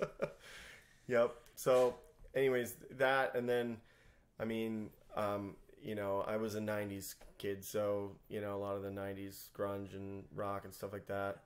I didn't even get into bands like Nirvana until my 20s. Like, I didn't care for Nirvana when I was growing up. I was into Soundgarden, I was into Alice in Chains, Nine Inch Nails, Stone Temple Pilots, Bush, bands like that were like really huge in the 90s. This is a big Soundgarden boy right here. Yeah. Yeah? I grew up on that because my dad listened to it the whole time I was growing up. Had these big ass speakers Is he downstairs. as old as me, or what are we? No, I'm not saying that. No, I know. I'm curious. I'm like curious. How old's your dad? I think he's 49. Okay, so yeah, I mean, I could see that because 49-year-old. How many years ago is that? That was 20.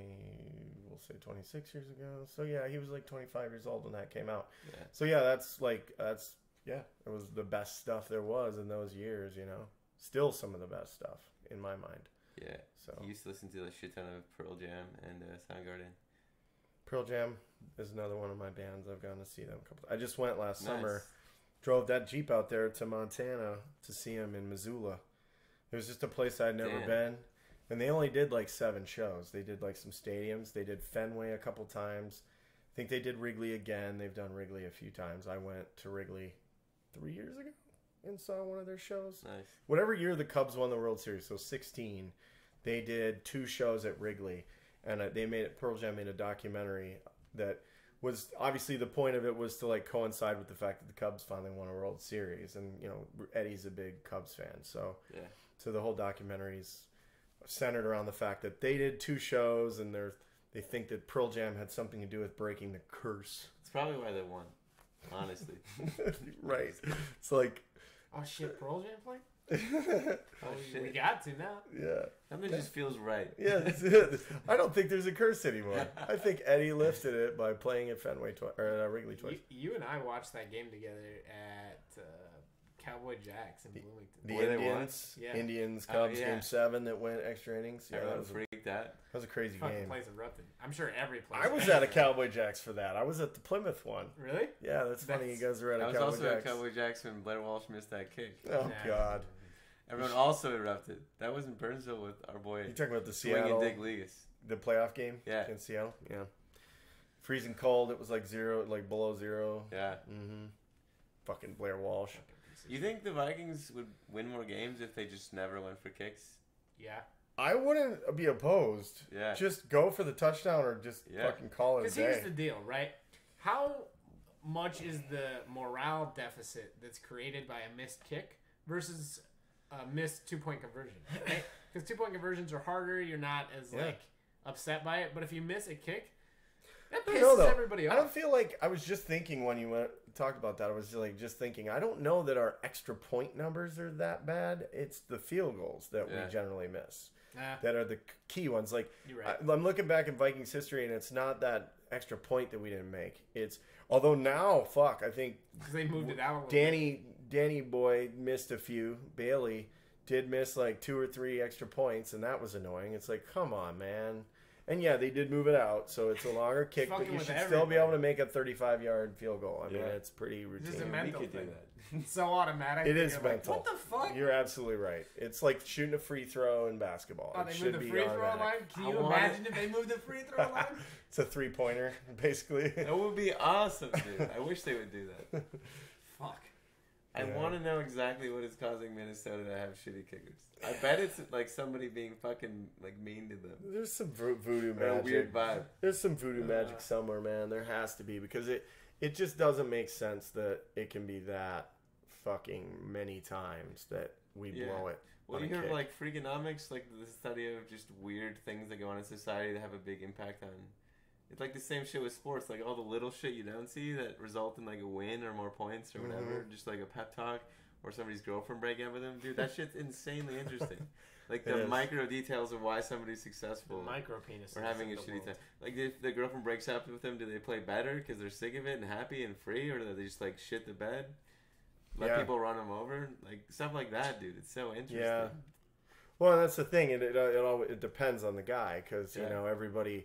One of the reasons Jordan is so mystical and held in such high regard, probably higher than any player that's ever played in any sport. Like I can't think of anybody that's held any higher than Michael Jordan. Wayne Gretzky's pretty far up there. He is, but in terms of like full, recognition, hockey is not nearly as popular. You're right. Basketball. Jordan became more than just a player, though. He was obviously a big part of culture, too. He was in commercials, Be Like Mike, all that stuff. He was in Space Jam. I was just going to say that. They're remaking Space Jam. I know, with LeBron. And LeBron has a lot to do with producing that. That's why he's in L.A. now. Yeah. Well, he wants to get involved with that. show that he does where you run away. What? I don't know. I've seen the one... Is that LeBron? I've seen the preview for the one where he's in a room full of... It's like the shop... And it's a bunch of dudes hanging out in a barbershop, and it's a bunch of like black athletes and entertainers. Like there's rappers, there's like they got like I don't know, Young Jeezy or somebody like that, and they got like weird concept. Some other people like that. Yeah, and they're all just hanging out talking. I haven't watched it yet. I don't know if it's any good. Maybe it is. They maybe just like hang out in a bedroom. Yeah, it's called the $1 Million Mile. I was gonna be really sad if it was somebody else. What's that? It's Maniac like McGee. So I haven't seen that. I don't know. Preview. I've just seen people running and like chasing each other. I think it's literally just a game of chase. And if you make it a mile away from the person, you get $1 million. I don't fucking know. That's anyway. weird. It's LeBron's show. Yeah. So, anyways, you talked about Jordan. Like Jordan had that moment where he was sick, and everybody knew it. And he was, so he had like the flu or something, and he came out and played like a maybe.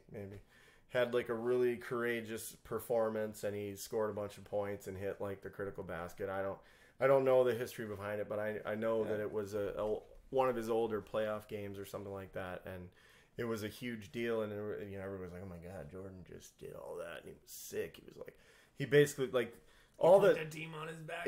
he did put the team on my back, dude.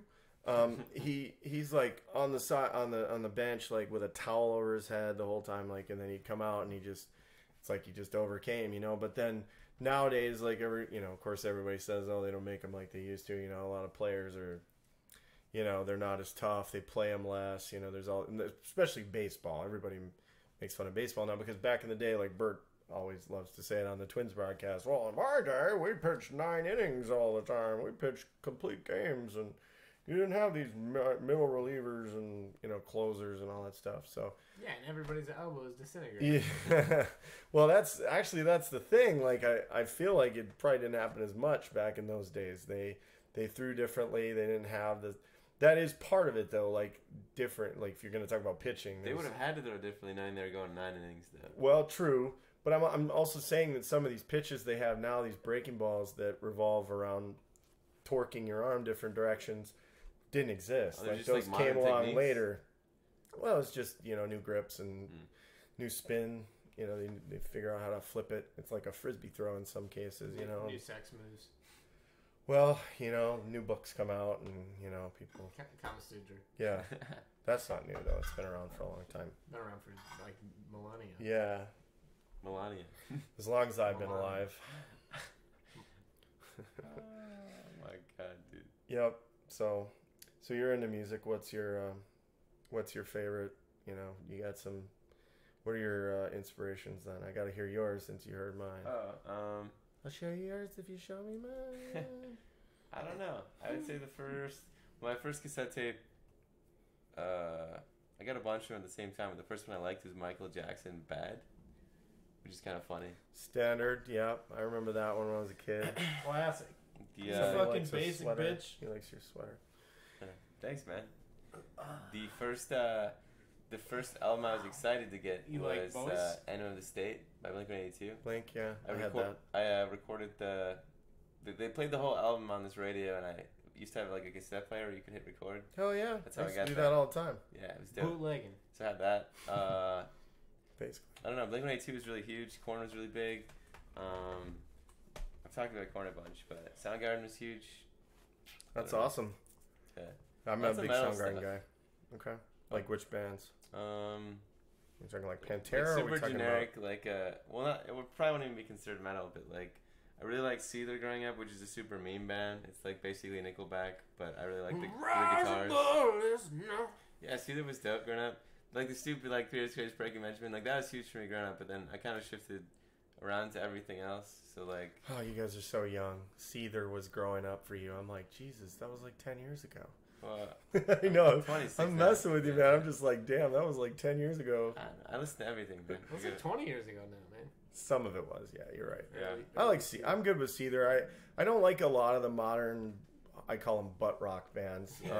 I've seen Seether live. I actually kind of have a voice because I do some singing. Yeah. I attempted to have a 90s cover band, and we just couldn't keep it going. My drummer the drummer really wasn't as much an issue as the guitar player and the bass player. They just were too busy. So we kind of I just was like, all right, we should just call it a day because we can't get together enough. You guys can't keep your fucking shit together. No kidding. God damn it. We got pretty good, man. We were good. Like, we did, like, Beautiful People by Marilyn Manson was a tune we were really good at. That's the first song I learned on guitar. Is it? Yeah. Nice. Well, it's a good one to start with. Really it's easy. Pretty, I feel like I could probably pick that one up. I don't play, but I was a drummer, sort of, and then I kind of taught myself how to sing later on.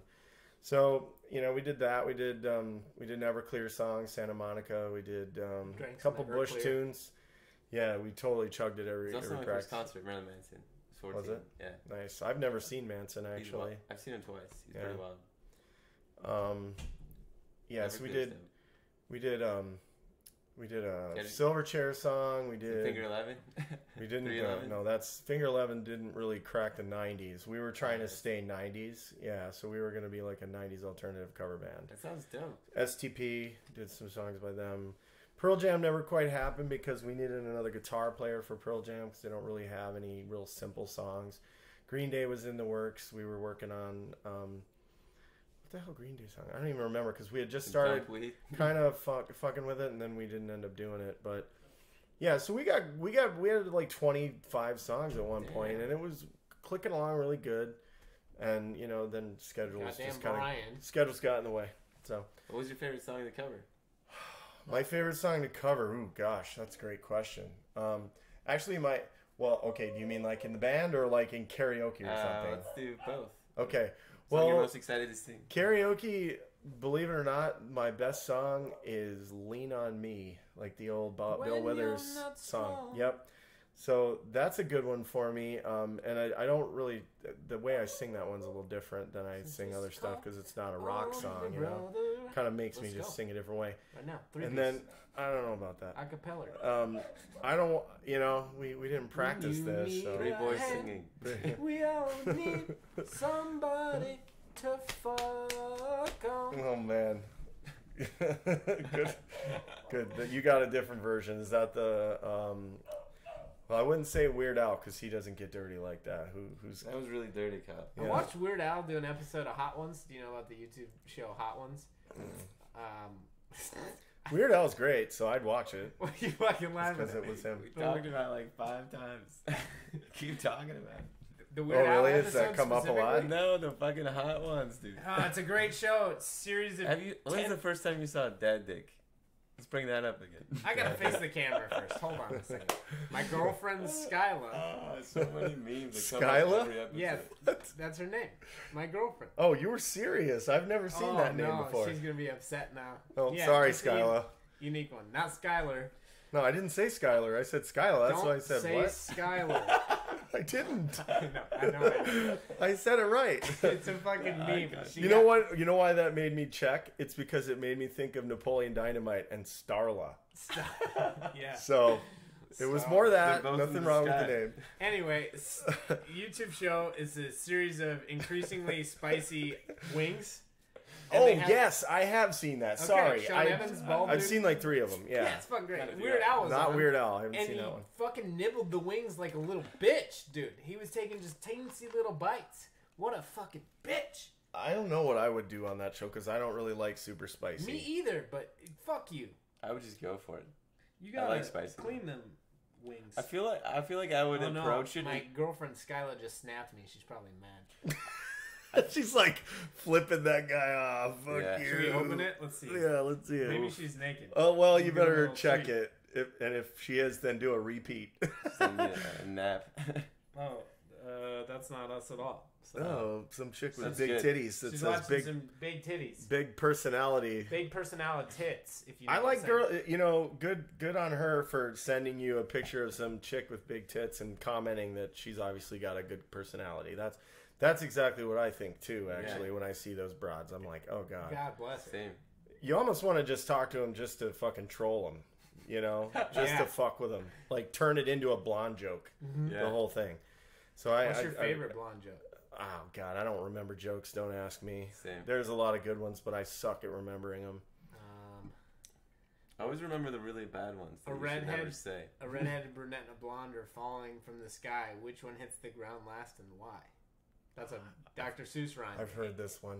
I don't remember what the punchline was though. The blonde, because she had to stop and ask for directions. There's cha-cha-cha. There's another really good one. Blonde and a brunette are driving down the highway, and there's a blonde out in the middle of a cornfield in a rowboat trying to row her way back to the road. And of course she is. The blonde's like, it's dumb blondes like that. They give us all this. They give the rest of us a bad name, and so she pulls over to the shoulder of the road, and she yells at the blonde out in the cornfield. She's like, "Hey, if I could swim, I'd come out there and kick your ass." Damn, those are like old jokes. Yeah, forever ago. Fucking. Hey, you can remember them though. Like I can't remember shit. Nobody makes blonde jokes anymore. That shit's fucking. I can't remember shit. I suck at. I have so many friends. They can recite like scripts, and I can give you like a couple lines, and I won't get them completely right. So someone will correct me, of course, because they know the whole script by heart. And I'm just like, I can remember Office Space when he goes. He leans up against the thing and says, he starts trying to get him to come in on Saturday and shit like that. That's about all I'm good for, Lomberg fucker. Yeah, right. Here's my O face. Oh. We got distracted about. Yeah, we were talking about something. Lean on me. But- What do you like to play? Oh no, you had asked. Yeah, so our favorite cover song that we did. I need a minute on that one actually, because I'm not. I feel You like. can even break it down by instrument, like what's your favorite to play on this or that or sing. Or... Well, I'm with that band. I always sang. We had an actual a guy that's a drummer. He plays in another band, but yeah. So I can play drums. I got a drum set when I was like 18. Played for like a year. Kind of hit a wall. Got frustrated. Stopped practicing. And then that's about as good as I still am. You know, I couldn't do. I think I learned too late. I think I needed to pick it up when I was like 12, and then It's a maybe I second would have been language. better off. Well, it's just You gotta get them young. doing you do different stuff with the hands and the feet is the thing that I could never do very well with. So I That's also couldn't move it up. coincidentally my weakest point when it comes to sex as well. The hands and the feet. Yeah, always gets me. I hate to see it. Skyla agrees. Yeah. Right.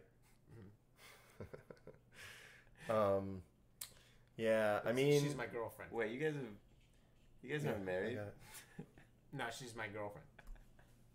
Did you guys know? Her name's I Skylar. I think I already brought this up. It might have been the wrong podcast, but it's still The still wrong podcast. wrong- How many podcasts are you on? the Ron the Manji Cisco podcast. You know Focused by Ron the Manji Cisco.net. Cisco?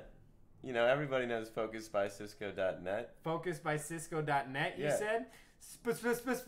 Sponsor! No, but Let's cut the clip. it's technically illegal to have sex Are you guys with ready to someone start doing you're the not married podcast to now? in Minnesota. Like, course there's a there law is. for it written. of course there is. It's like, from currently, 1892. It's still there. It's from like 1892 or Yeah. something stupid Isn't that like stupid? that. Yes. of Thou course it shalt is. not fuck bitches. Basically, Unless Without they being are married. wed. Yeah. so stupid. That You- doesn't surprise Do me you at know all. Ron the So many Manji things. Manji Of course. Cisco? Yeah, that's where I met this guy. Yeah. Was his party. So Nice. yeah, I've watched a couple of Way his back. some of his streaming stuff, but yeah, I worked with him back in the day. 10 out of 10. A lifetime ago. It seems like it actually, a long time ago. Yep. So he's good stuff. What's your favorite? Answer the fucking Actually, question. I've got a couch of his I'm done and an old talking. PS3. He gave me he's a stand-up guy. He gave me a really nice sectional with like a chase on it, and I still have it, and it's in my living room, and it's great. It's really comfortable. No way. Did Chase at least get off when you moved it? Or? No. I said, "Fuck you, get out of here." And then he gave me a PS3 that he didn't need anymore. Yeah, he gave me his like bed frame, or his whatever you call that, Yeah. the bedboard. Headboard? Headboard? Yeah, it's The a headboard. bedboard. Well, there's a bottom part too. Yeah. You want The to frame. That's called the frame at that point. You He gave me the cool shit. You gotta be careful. Clean your bedboards. You don't get It's bed not here, bugs it's in my in your garage. bedboards. Yeah, bedboard. Bedboard. Betty. Betty. Oh, Betty. do it on the podcast. You gotta. He wants us to You do the gotta do Hot Hot Ones Ones. challenge. He's trying to get me. He's like, if I spend $130 on hot sauces when you do the hot ones challenge with me, I fucking hate spicy food. Put me on the platform with millions of viewers, and then okay, Okay, fine. I'll be a little bitch, and I'll create a Some scene. Weird Al type shit. Yeah, little nibbles. No, I'll fucking clean the wings and be miserable. Squidward. Yeah. My asshole would hurt so bad. Yes. You always forget that happens. It's the Yes. worst When it's like when like shit. you Yes. get so. I don't know about you guys, but I spread my cheeks a little bit. Like, you know, you like plant, reach in plant and- you plant one cheek and you plant another cheek, get a nice spread going. A nice So spread. you get as best a disconnect as you can. Try to keep it clean. Anyway, if you do that Keep it and you clean. have Keep it clean. if you have some lava shit, right? And the lava shit's bad, but then you get done and your asshole skin comes back together and touches. That's a hot. That's your rectum. That's a hot is what that is. That's Yeah. Have you guys ever tried I don't the... need to explain it to you, but I know what you're talking That's about. that's a put a wet one on the finger and do a couple Have you laps ever on the rim. Oh my god. That's a get that Very spicy. explicit show Yeah. today. Have you guys ever tried the Shit. the stools where you have your feet go up so your stomach goes straight? Oh, are you talking about like the squatty potty? Yeah, I think that's what it's called. I've seen the Why commercial are you for making a it. sign like this? Because your feet go like this. They get you so your knees put- go up. Well, You're you want like to down. put one foot on the stall wall and the other one on the door. Well, Never if you're done upside that. down. Never done that. You showed me the picture the other day. I've seen it thousands of times online. A diagram of how to piss in a public toilet, and it's a guy that's fully stretched out, hands on one wall, feet on the other, and he's pissing straight down and dropping turds horizontally out of his ass. It's so funny. And I mean, like, as dirty as they are, yeah. I think it's like a gas station bathroom or something. It's so funny. Hold on, we'll get the. Dude, this is my favorite. This is the funniest fucking. Oh, Jesus. And of course, he's not even over the fucking toilet. He's got a few inches of clearance. How people use gas station bathrooms is the caption. Look that up on Google right now. It's so funny. That's the proper way. Technology, dude. Oh, shit. Yikes. That's what they always look like. Unless you get a quick trip where they're quick with cleaning it up. Did you know that quick trips in Iowa are called Quick Star? No. I did, actually. I used to work for Quick Trip. I just know the pump and munches and the come and goes. Dude, come and go. And it's We spelled the we right call way. them jizz and splits down there. Is that where you're from? Or like Iowa? slam and scram. Yeah, actually. Okay. Originally. Slam and scram. Dude, there was a mega thread. Oh my god. Oh, yeah. Can I just read this? Because it's fucking awesome. Yeah, sure. Dude, that shit's Do funny. it. Oh man, let me see if I can find it. Alright, You we'll asked me wait. about the favorite to cover. I mean, the one I can think of was Can you answer the fucking question? Everclear, Santa Monica is probably the most fun to do just because it's like a song that builds, it starts kind of chill and it just builds and builds and builds. And you're feeling for this dude that, is kind of, I can't even remember what that song's totally about, but you obviously feel he's frustrated and he's getting madder and madder as he's singing the song. So you kind of can, put that sort of emotion into it. By the end of it, you're fucking screaming. Yeah. Basically. What song is it? Brandon Santa Monica Martino. by Everclear. No. He says no. He says no No. twice. Brandon. I don't think he likes the GIF. What cousin named Brandon? You He see- doesn't like the GIF? Oh, the GIF was awesome. I don't know. Maybe he's just saying no. Maybe it's something else. Oh. But damn. Could be. Oh, he doesn't want you to read it, Kyle. Who doesn't? Brandon DiMartino. Why? It's so fuck you. I don't even know. Well, what about you, man? What's your favorite song to play on the bongos?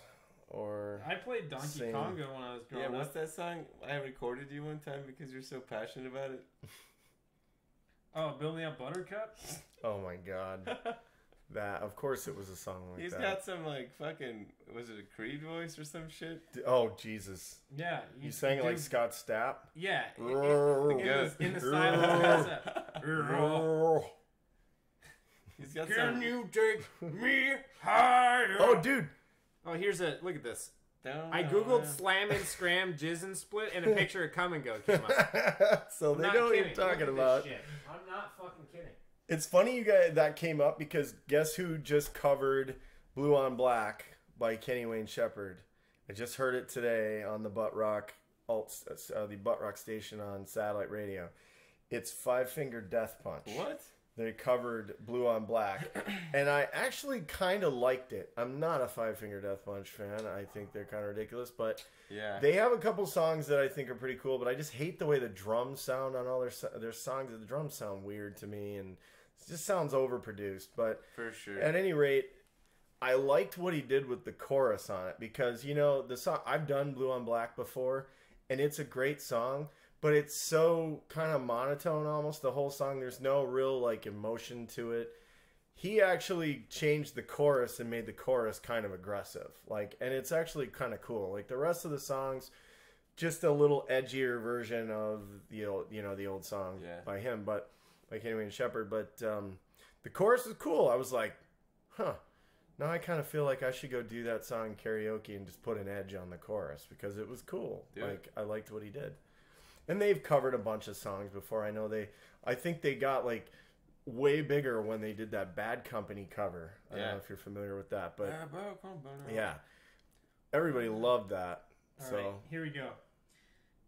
You're familiar with the transcendence or big brain meme, right? Yes. Format? Okay. Wait. Martino says Lundy.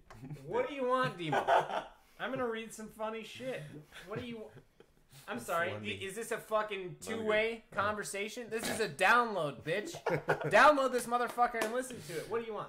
Go ahead. What do you I'll want give you a from second. me? All right, so... Oh, shit. We don't want that one. Shit. You're familiar with the big brain memes, right? Yeah, okay. The Why is BBS. everything in my left ear? I don't... Figure your shit out. Nobody else is complaining. First one we got. Come and go. Hit it, then quit it. Shoot and scoot. Oh yeah, shoot and scoot. Ejaculate and evacuate. Breed and proceed. Blow your load and hit the road. Shoot your goo and say adieu. Rock her box and change the lock. Smash her rear and disappear.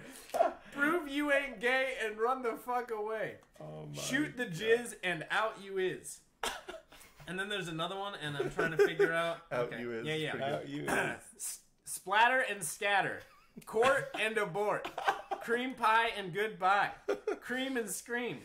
Violate then migrate. That's not a good one. Fuck, that's funny. Those are good. Smash and dash. Ram and scram. Copulate and absquatulate. Penetrate and defenestrate. Plump and dump. That's a good one. That's Pretty a good sure one. that's a sex yeah. move. Like a blumpy. Blumpy. Oh, here we go. Here's some more. Work out some flab, then hit her with a dab. Make her bamboozle and skedaddle skedoodle. That's Ned Flanders. Butter the bread and play dead. All right. God, dude. The internet is so strong today. Okay. Looking for some more. Alright, we're gonna do some more searching here because we're not very creative. I can't come up with these on my own. It's true. It takes a lot of work. Yeah. It's a lot of work. They're playing with a thesaurus, too. They're probably just sitting there like, all right, well, that means the same thing. Where's All that right, rhyme with doozle? cool. Yeah. All right. You gotta hit up the Ned Flanders for that stuff. Touch her cooter, then call an Uber. That's a pretty good one. Fill the crack, then never come back. Paint her face, then leave the place. Ruin the sheets, then hit the streets. That's good. Bust a nut and leave the hut. Blow your skeet, then hit that yeet. That's a new one. Yeet, that's a current lingo. Oh, shit. What the hell's Yeet. yeet? Wait, isn't like a that sound. what the people use now? For like, I've seen that recently a lot, where somebody throwing something and they make the sound yeet. I don't know where that came from. Like they're throwing it and the sound is yeet. It's Where what did it that is come now. from? Okay, Demo's still going on about something. We got some more here. I found a fucking mega thread. Look at how many there are Holy in here. shit. It's great. Yeah. Okay, well, Let's start here. unload your genetic information, then leave the nation. Bust on her cooter, then catch an Uber. Did I say that one? I said something like that. Get her all waxy, then Basically. call a taxi. Give her schlong and say so long. Release the dump, then Forrest Gump. That's good. Rail and bail. Sploosh and vamoose. Let the semen flow in GTFO. Insert the peen and flee the scene. Squirt and revert. Release it, then cease it. Bruise and cruise. And that's Like about that it. one. Was That's- it probably as many as there is? That's like 60. That's pretty yeah, good. I saw a bunch one day. It fucking made me laugh real hard. It's good shit. And now hopefully it'll Now you know get that. to others. Just Google those. Did you guys have any favorites in there? Skeet then yeet's pretty good. I'm gonna Yeah. think of that one now. Yeah. That one's good. Booty text that bitch. Ejaculate and evacuate is pretty good too. Mm. That's like an 8. Did you, my favorite song to cover? Yeah, I did Build Me a Buttercup in the style of Creed. That's pretty good. I also did. I like to go to karaoke and talk through songs. Oh my god! I talked my To the way. spoken word. Yeah. The spoken word. Captain Kirk version. Mm-hmm. I did "Feel Like a Woman" by Shania Twain. Oh, of course you did. Yeah, that was a good one. There's about 8 people in the Man, bar. It was probably I feel 1 like a.m. a woman. They were all drunk and real fucking pissed off because I was ruining their good time. It's on video somewhere. Where were you? What Clear city? Lake, Iowa. Okay, in a bar well. called Rumors. Oh, you don't get assaulted, man. That's all they have. Man, I feel like a woman. Yeah, people were pissed. They were not happy with you being Not ironic or having whatever. I think that shit's Is fun. there a lot of bowling alleys in Iowa? There used to be. Yeah. There's still quite a few. I had to ask because when I met Royce Lewis, who's a Twins prospect. Ray Lewis from the Royce. Ravens. No, not the murderer. Royce Lewis, who's like 21, 20. He's 20 or 21. I'm not sure. He's in his like second year of professional baseball, like full second year of professional baseball now. Second year, 9th grade. No. He didn't. He went straight from high school to rookie ball, and then last year he was at single A. He started in Cedar Rapids. So Nice. when I met him, that's where the Twins single A, low single A team is. So I went down there, and I really wanted to see him play while we could, so close, before he got up to the majors, and which could happen this year. Like he's that good that it might happen this year at 20 years old or whatever he is. Jesus. Yeah, him and his teammate who were both at Cedar Rapids at the same time. I got signed baseballs from both of them there. Nice. Smart. They're top 10 prospects right now in all of baseball. Damn. So the Twins actually have some bright futures out there. But anyways, I met Royce Lewis. I knew he was at Cedar Rapids. I was like, yeah, we went down to Cedar Rapids, checked you and Alex out down there. And he's like, oh, yeah, cool. I was like, so was there anything to do besides play ball? And he said, not much, but I did a lot of bowling. There's a lot of bowling alleys, and I like to bowl. I was like, okay. Because I think he's a really good bowler, too. I mean, a lot of those guys are. Like, Joe Mauer can bowl like 260. Damn. So, yeah. Yeah, so he did mention that. He said there was a lot of bowling alleys in Iowa, so I figure since you're from there, maybe you can corroborate that. I grew up in a bowling league. Like, I used to bowl a lot. My mom she'd go to state tournaments and shit. I think they had won maybe 1 year. She wasn't super good or anything, but definitely the town that I originally lived in had a bowling alley, and the next town over had a couple, and yeah, pretty much every town has a bowling alley. Right on. So, yeah, now I feel like I have to go to Iowa and bowl. I'll take you down there. All right. Yeah. It's a date. I've Got a bowling ball and some shoes, too, actually. Nice. I actually have a ball. I have a Vikings bowling ball from when I was in the league as a boy. Nice. Doesn't really fit. Yeah, I was going to say, can you hold it? Still fits my Do you- cock. Perfect. Can you palm it? Can you fuck it? I don't know. Can you? Can you milk me, Greg? Can you palm it? I mean, I throw like a hook, but it's not a very good hook because I got a weak wrist. Okay. It's a half.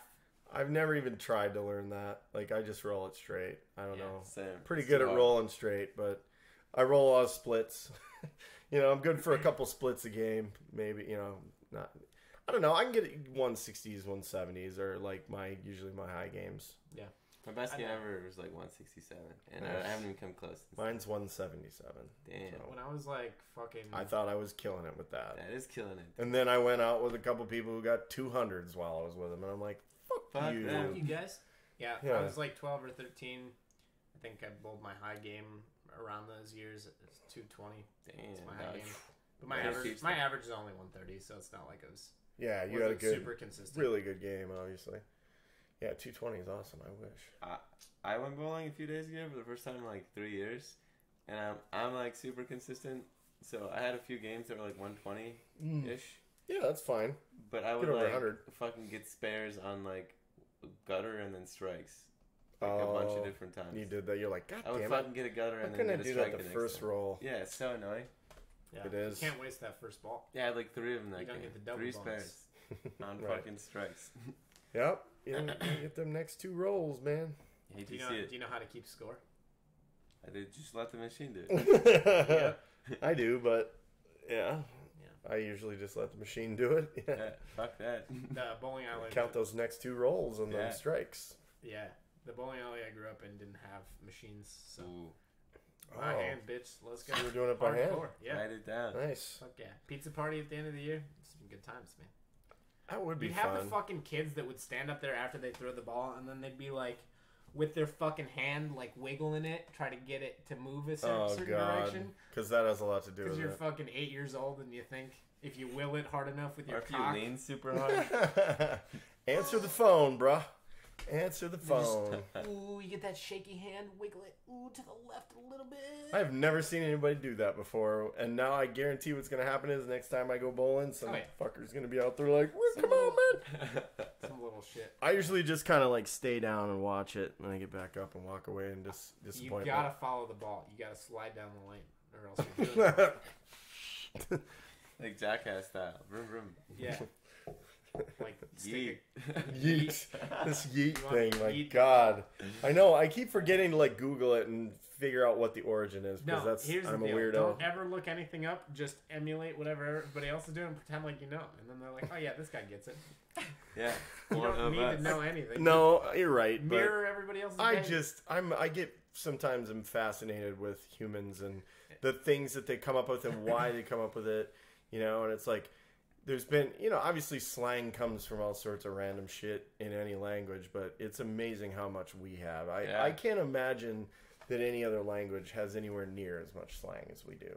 We're I just can't constantly imagine changing it. our slang, dude. I know, because Name speak. I'm getting old. You know, you guys are a good bit younger than me, and I'm sure you guys hear a lot more of the things that I haven't even encountered yet. I mean, I basically get any of my stuff from like Facebook. You know, I'm not or like comment threads where there's a lot of gifs and memes and stuff. You know, I'll see them on there, but I don't really watch any of the, you know, stuff where like pop culture's coming through. So I tend to miss it. And there's some of them like the yeet thing that like I said, I just saw it a couple weeks ago, and it was I wish I could, you know, because I'm horrible at remembering jokes. Like I said, it was hilarious, whatever it was. But I started cracking up because I'm thinking, that is really funny to think if I threw something and I verbalized, you know, my grunt or whatever, and it was eat. I don't know. I know my Or first boxing. Eat. my first mainstream interaction with it was there was this. I think maybe it's from a song. I don't know, but there was a Vine where these guys are Vine, like gosh. Is that still a thing? encircling. Is Vine a thing still? No. Okay. Well, I'm kind of. It's TikTok, which was Musically. That's Vine. So okay, I've seen ads for that. It was Musically, which was like just a bunch of kids doing music shit, but then it kind of evolved to replace. People are doing weird shit with it now, kind of like Vine-esque shit. Okay. But there was this these kids encircling this kid dancing, and he was just doing his dance moves, and he was like, yeah, yeet, and he fucking yeet. You know, you yeet. It's just funny. I don't know. Like, that actually makes me laugh. At least that one's kind of good, but Yeah. there's a lot of stupid ones out That was there. like probably 2013, around then, 2013, 2014, maybe 2012. So it's been around for a bit. I don't know where the source is from there, but that's the first like thing you remember. Yeah. It's definitely blown up since then. Yeah, no doubt. Oh yeah, I know it takes years too. Sometimes somebody gets it started. How it takes off, I don't know.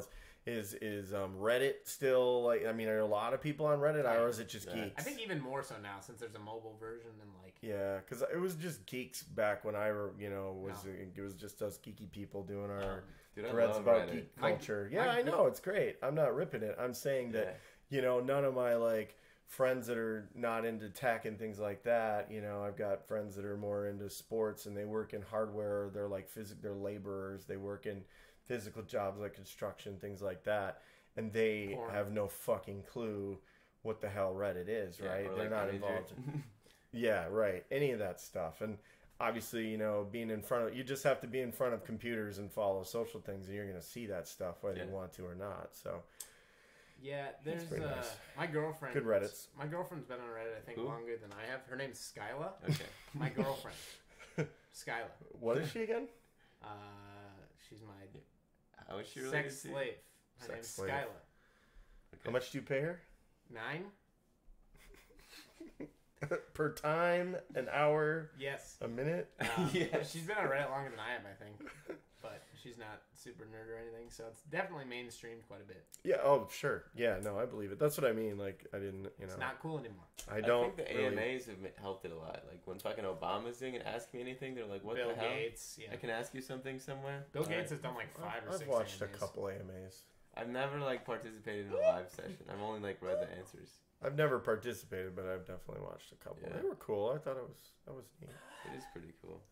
I feel like I watched one on like a random person. It was like the girl who was in those commercial. It was, I think, were they Sprint commercials? She's this Russian. Her name is Russian. She did all those damn. I'm horrible. Sorry, I forgot what the heck her name is. It's like Natasha something or other, and she's very pretty. She was always wearing like a button-up shirt. You know, they made her very reserved in the commercials. But Does she sound Russian?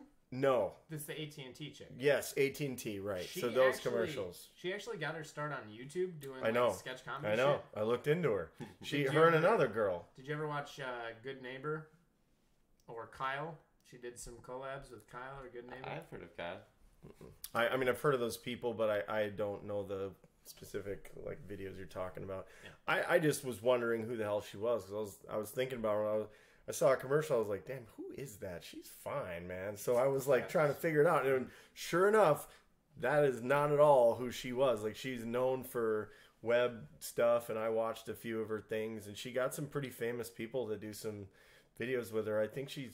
I'm trying to remember the actor she got to do. It was like Matt Damon. They did it. It was her and her collab girl did a video with Matt Damon in it. Fucking that Matt Damon meme, dude. I love it. Which Matt Damon? Team America. Well, all I know is the Team America World Police. That one, dude. They fucked the puppet up, and they like didn't think they'd have enough time to get another one, so they just left it looking all dumb as hell. Matt Damon, and then made the voice to go along with it. Matt Damon. Oh, Matt Damon. Damon. Nexus was like a top tier World of Warcraft player, like one of the top on his guild, and he was telling me his rival guild was called Matt Damon. Another like top in the World of Warcraft guilds like 10 years I'm ago. trying to remember. When's Pretty Nexus sure it coming was on? Matt Damon. When's wasn't it? Nexus coming on the podcast? I think he committed to next week. Actually? No. Oh, motherfucker. Got my hope up. I guess we'll see, man. Oh yeah, what do you got? The OnePlus? What is that? It's a 1+6. Yeah. Nice. Yeah, So baby 7. notch. Yeah, baby notch. I know the notch thing is. I was kind of late to hearing all the things about the notch. I pulled it out. Literally, just had a guy that I was with at the auto show.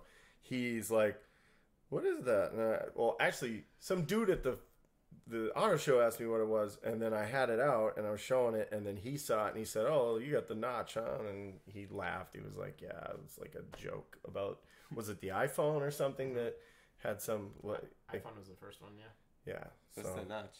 Just this notch, the cutout that like kind of cuts yeah. into your screen, so your screen extends around the camera. Gives you more real estate. Nice. Yeah. Did you see the S10? That's the cool. cutout is in the middle of the screen. What? So he Well, it's brought not that in up. the He said middle. it's like the ugliest phone. I haven't seen it yet, but I I don't heard know about it. that, but it's like instead of being at the top. Okay, well, that's not a good example. Neither is that. Okay, let's try this one. It's like over here in the corner inset a little bit. Which phone is this? This is the Pixel 3. Oh, it's a Pixel. Okay. But that S10 is in the top right corner, but it's inset from both edges, so it's got screen around it, which is kind of silly. What are you doing? I'm fucking talking to you. Hey. You're talking to me and then you're talking to him. No, you were asking me. What? I was talking about it being in the screen, and you were like, "What?" Oh, my bad. Fuck you, Dad. Oh, well, you pointed where it was, and that's all I needed to know. Like, I'm sorry.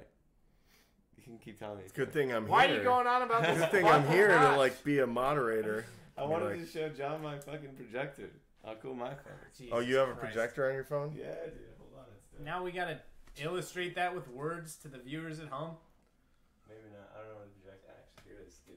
Oh, got it. I know that exists. I just hadn't. Which phone is this? It's the Moto.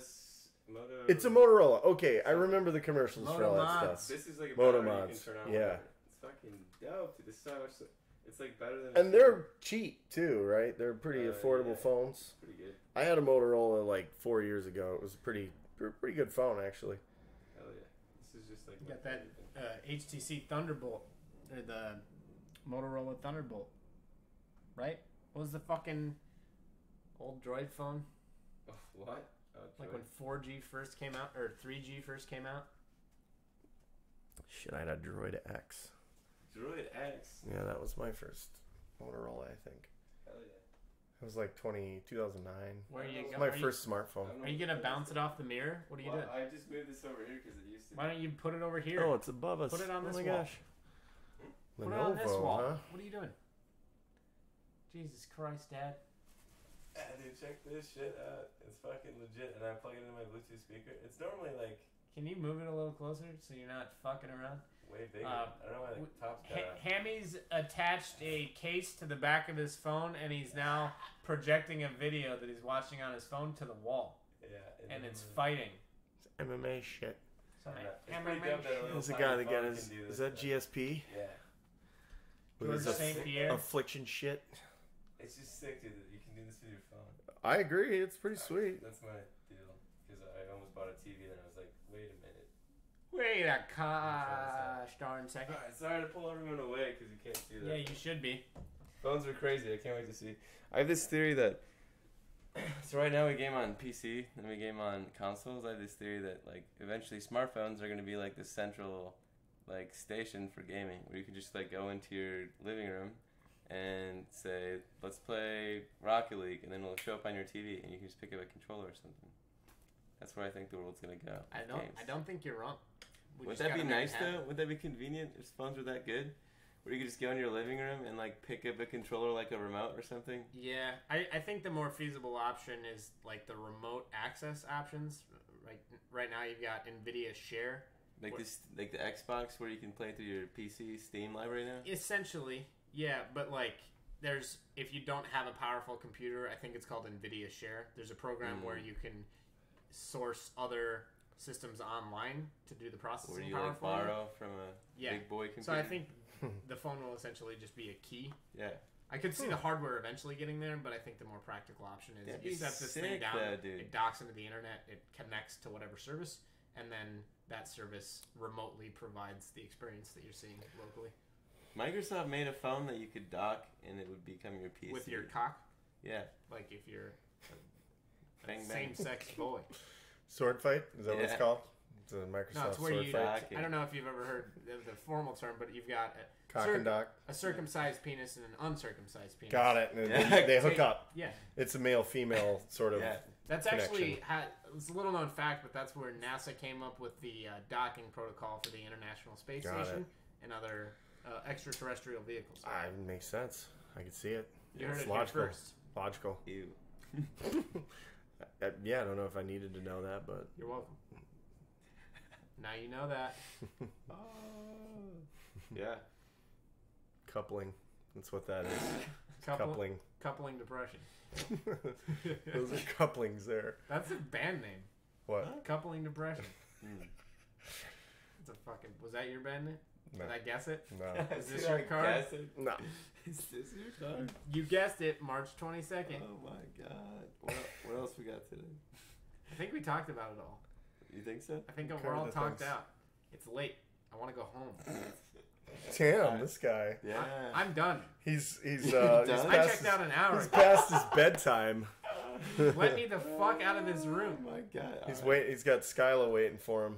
His girlfriend. That's my girlfriend. Yeah. Skyla is her name. I kept just saying my girlfriend, and she was like, "Why don't you say my name?"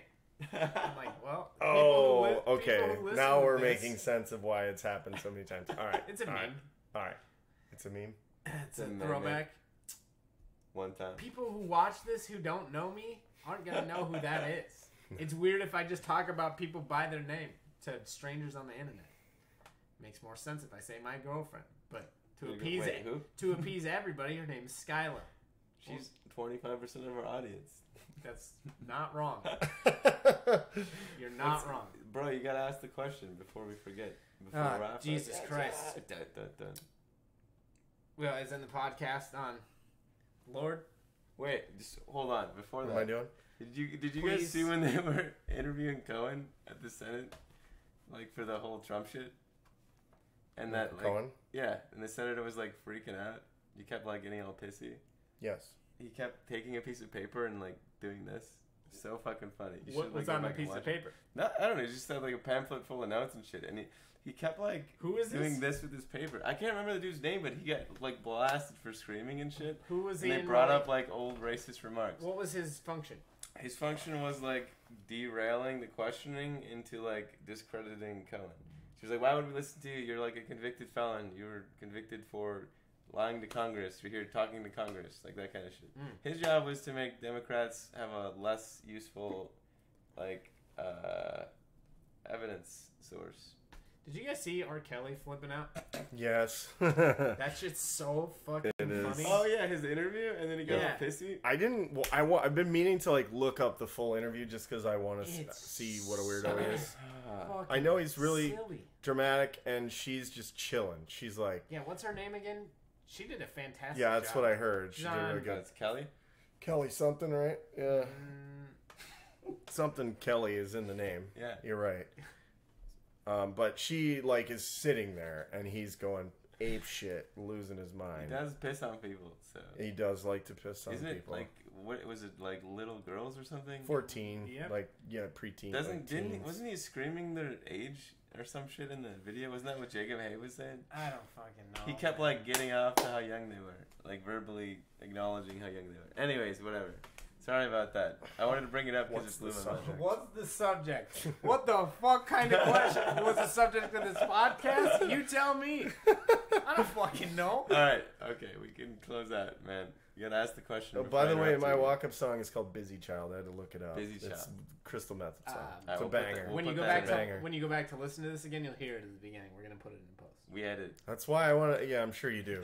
Sure you do. 100%. But just so anybody that might have caught the beginning and I sound like a dope couldn't remember the name of the song that I want as a walk-up.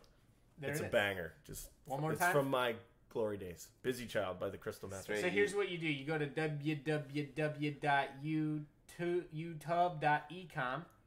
That's YOUT. Isn't it youtube.com? No. It's YOUTUB.ECOM. I want to see what happens when you actually YouTube- do that. It's a YouTube.ecom. dark web portal. Yeah, Don't- exactly. Be careful. Do I need a Tor Not browser? onion. I need a Tor browser for that? And then you're gonna put a / on the end, and you're gonna type in the name of this podcast. I'm not telling you; you gotta figure it out. And then in another tab, you're gonna go to www.youtube.ecom again, and you're not gonna put anything on the end. Woo YouTube. I don't even know what it says. Woo YouTube ? And so on the second tab, you go straight to the home page. You're gonna type in "busy child," and then you're gonna put on Pink Floyd's greatest record of all time, and then you're also gonna start Dark Moon. and Dark then Side of the the Moon. Wall, and then you're gonna start the Wizard of Oz. Don't I have to play one backwards? Yes. Yeah. That's Flip what it I up. thought. Flip it Yeah, up. let's play one backwards. And then Led on the Zeppelin. second YouTube tab, you're gonna hit play, and then Stop it right away. you stop it, and then you're gonna play it to about 5 seconds and pause it, and then you're gonna go back to our channel and pull up this video, and then you're gonna start it, and you're gonna count to 5 Mississippi, and you're gonna go back to the other tab and start the song, and then you're gonna have it, and that's Okay. how we're gonna We do need it to in cut post. that as like a teaser for our fucking podcast. This is what this shit sounds like. This is how you It's have. just fucking nonsense. Don't watch this fucking show unless you do this. It's for people who You- like this. You won't get the proper viewing What did he experience. get? He's got a comment that's up for review. Oh, he's Oof. spamming. Demo, I contacted the cyber police. They're coming. So FBI, don't open up. Don't spam Would my he chat. send a link? Open up. No, he just fucking vomited on his keyboard.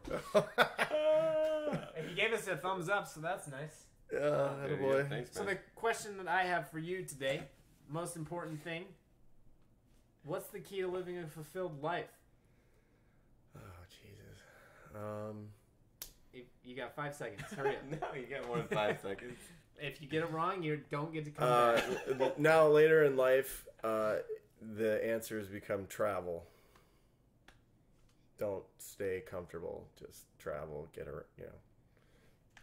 Does it need to be one word? I mean, It could are be we- whatever you want to okay, answer. yeah. I mean, and travel doesn't necessarily mean like take your vacation on Delta Airlines. I'm talking about like, you know, like now I'm leaving a job that, you know, I've left a couple jobs in the last 5 years, and that's been a very good thing. You know, I got kind of comfortable at one place, and I'm glad that I, you know, kind of saw the light there, and that's been the thing for me. Nice. So, like I say, definitely travel. Go take your vacation. Get the fuck out of the United States. Expose yourself. Yep. Get yourself out there, man. And expose yourself. Take your clothes off, because in other countries they're cool with that. Like they're not here, you know. So Hell yeah. that's it. Thanks, man. I We like super that answer. appreciate you coming on. Hope Yeah. you had a good time. I did. It was fun, guys. Cool. Fuck yeah, man. Fuck You're welcome yeah. back anytime. You answered correct. America. Thank- Fuck yeah. Hold on, don't stop it yet. I just want to give a one time to the viewer at home. Thank you. If you lasted this long, congrats.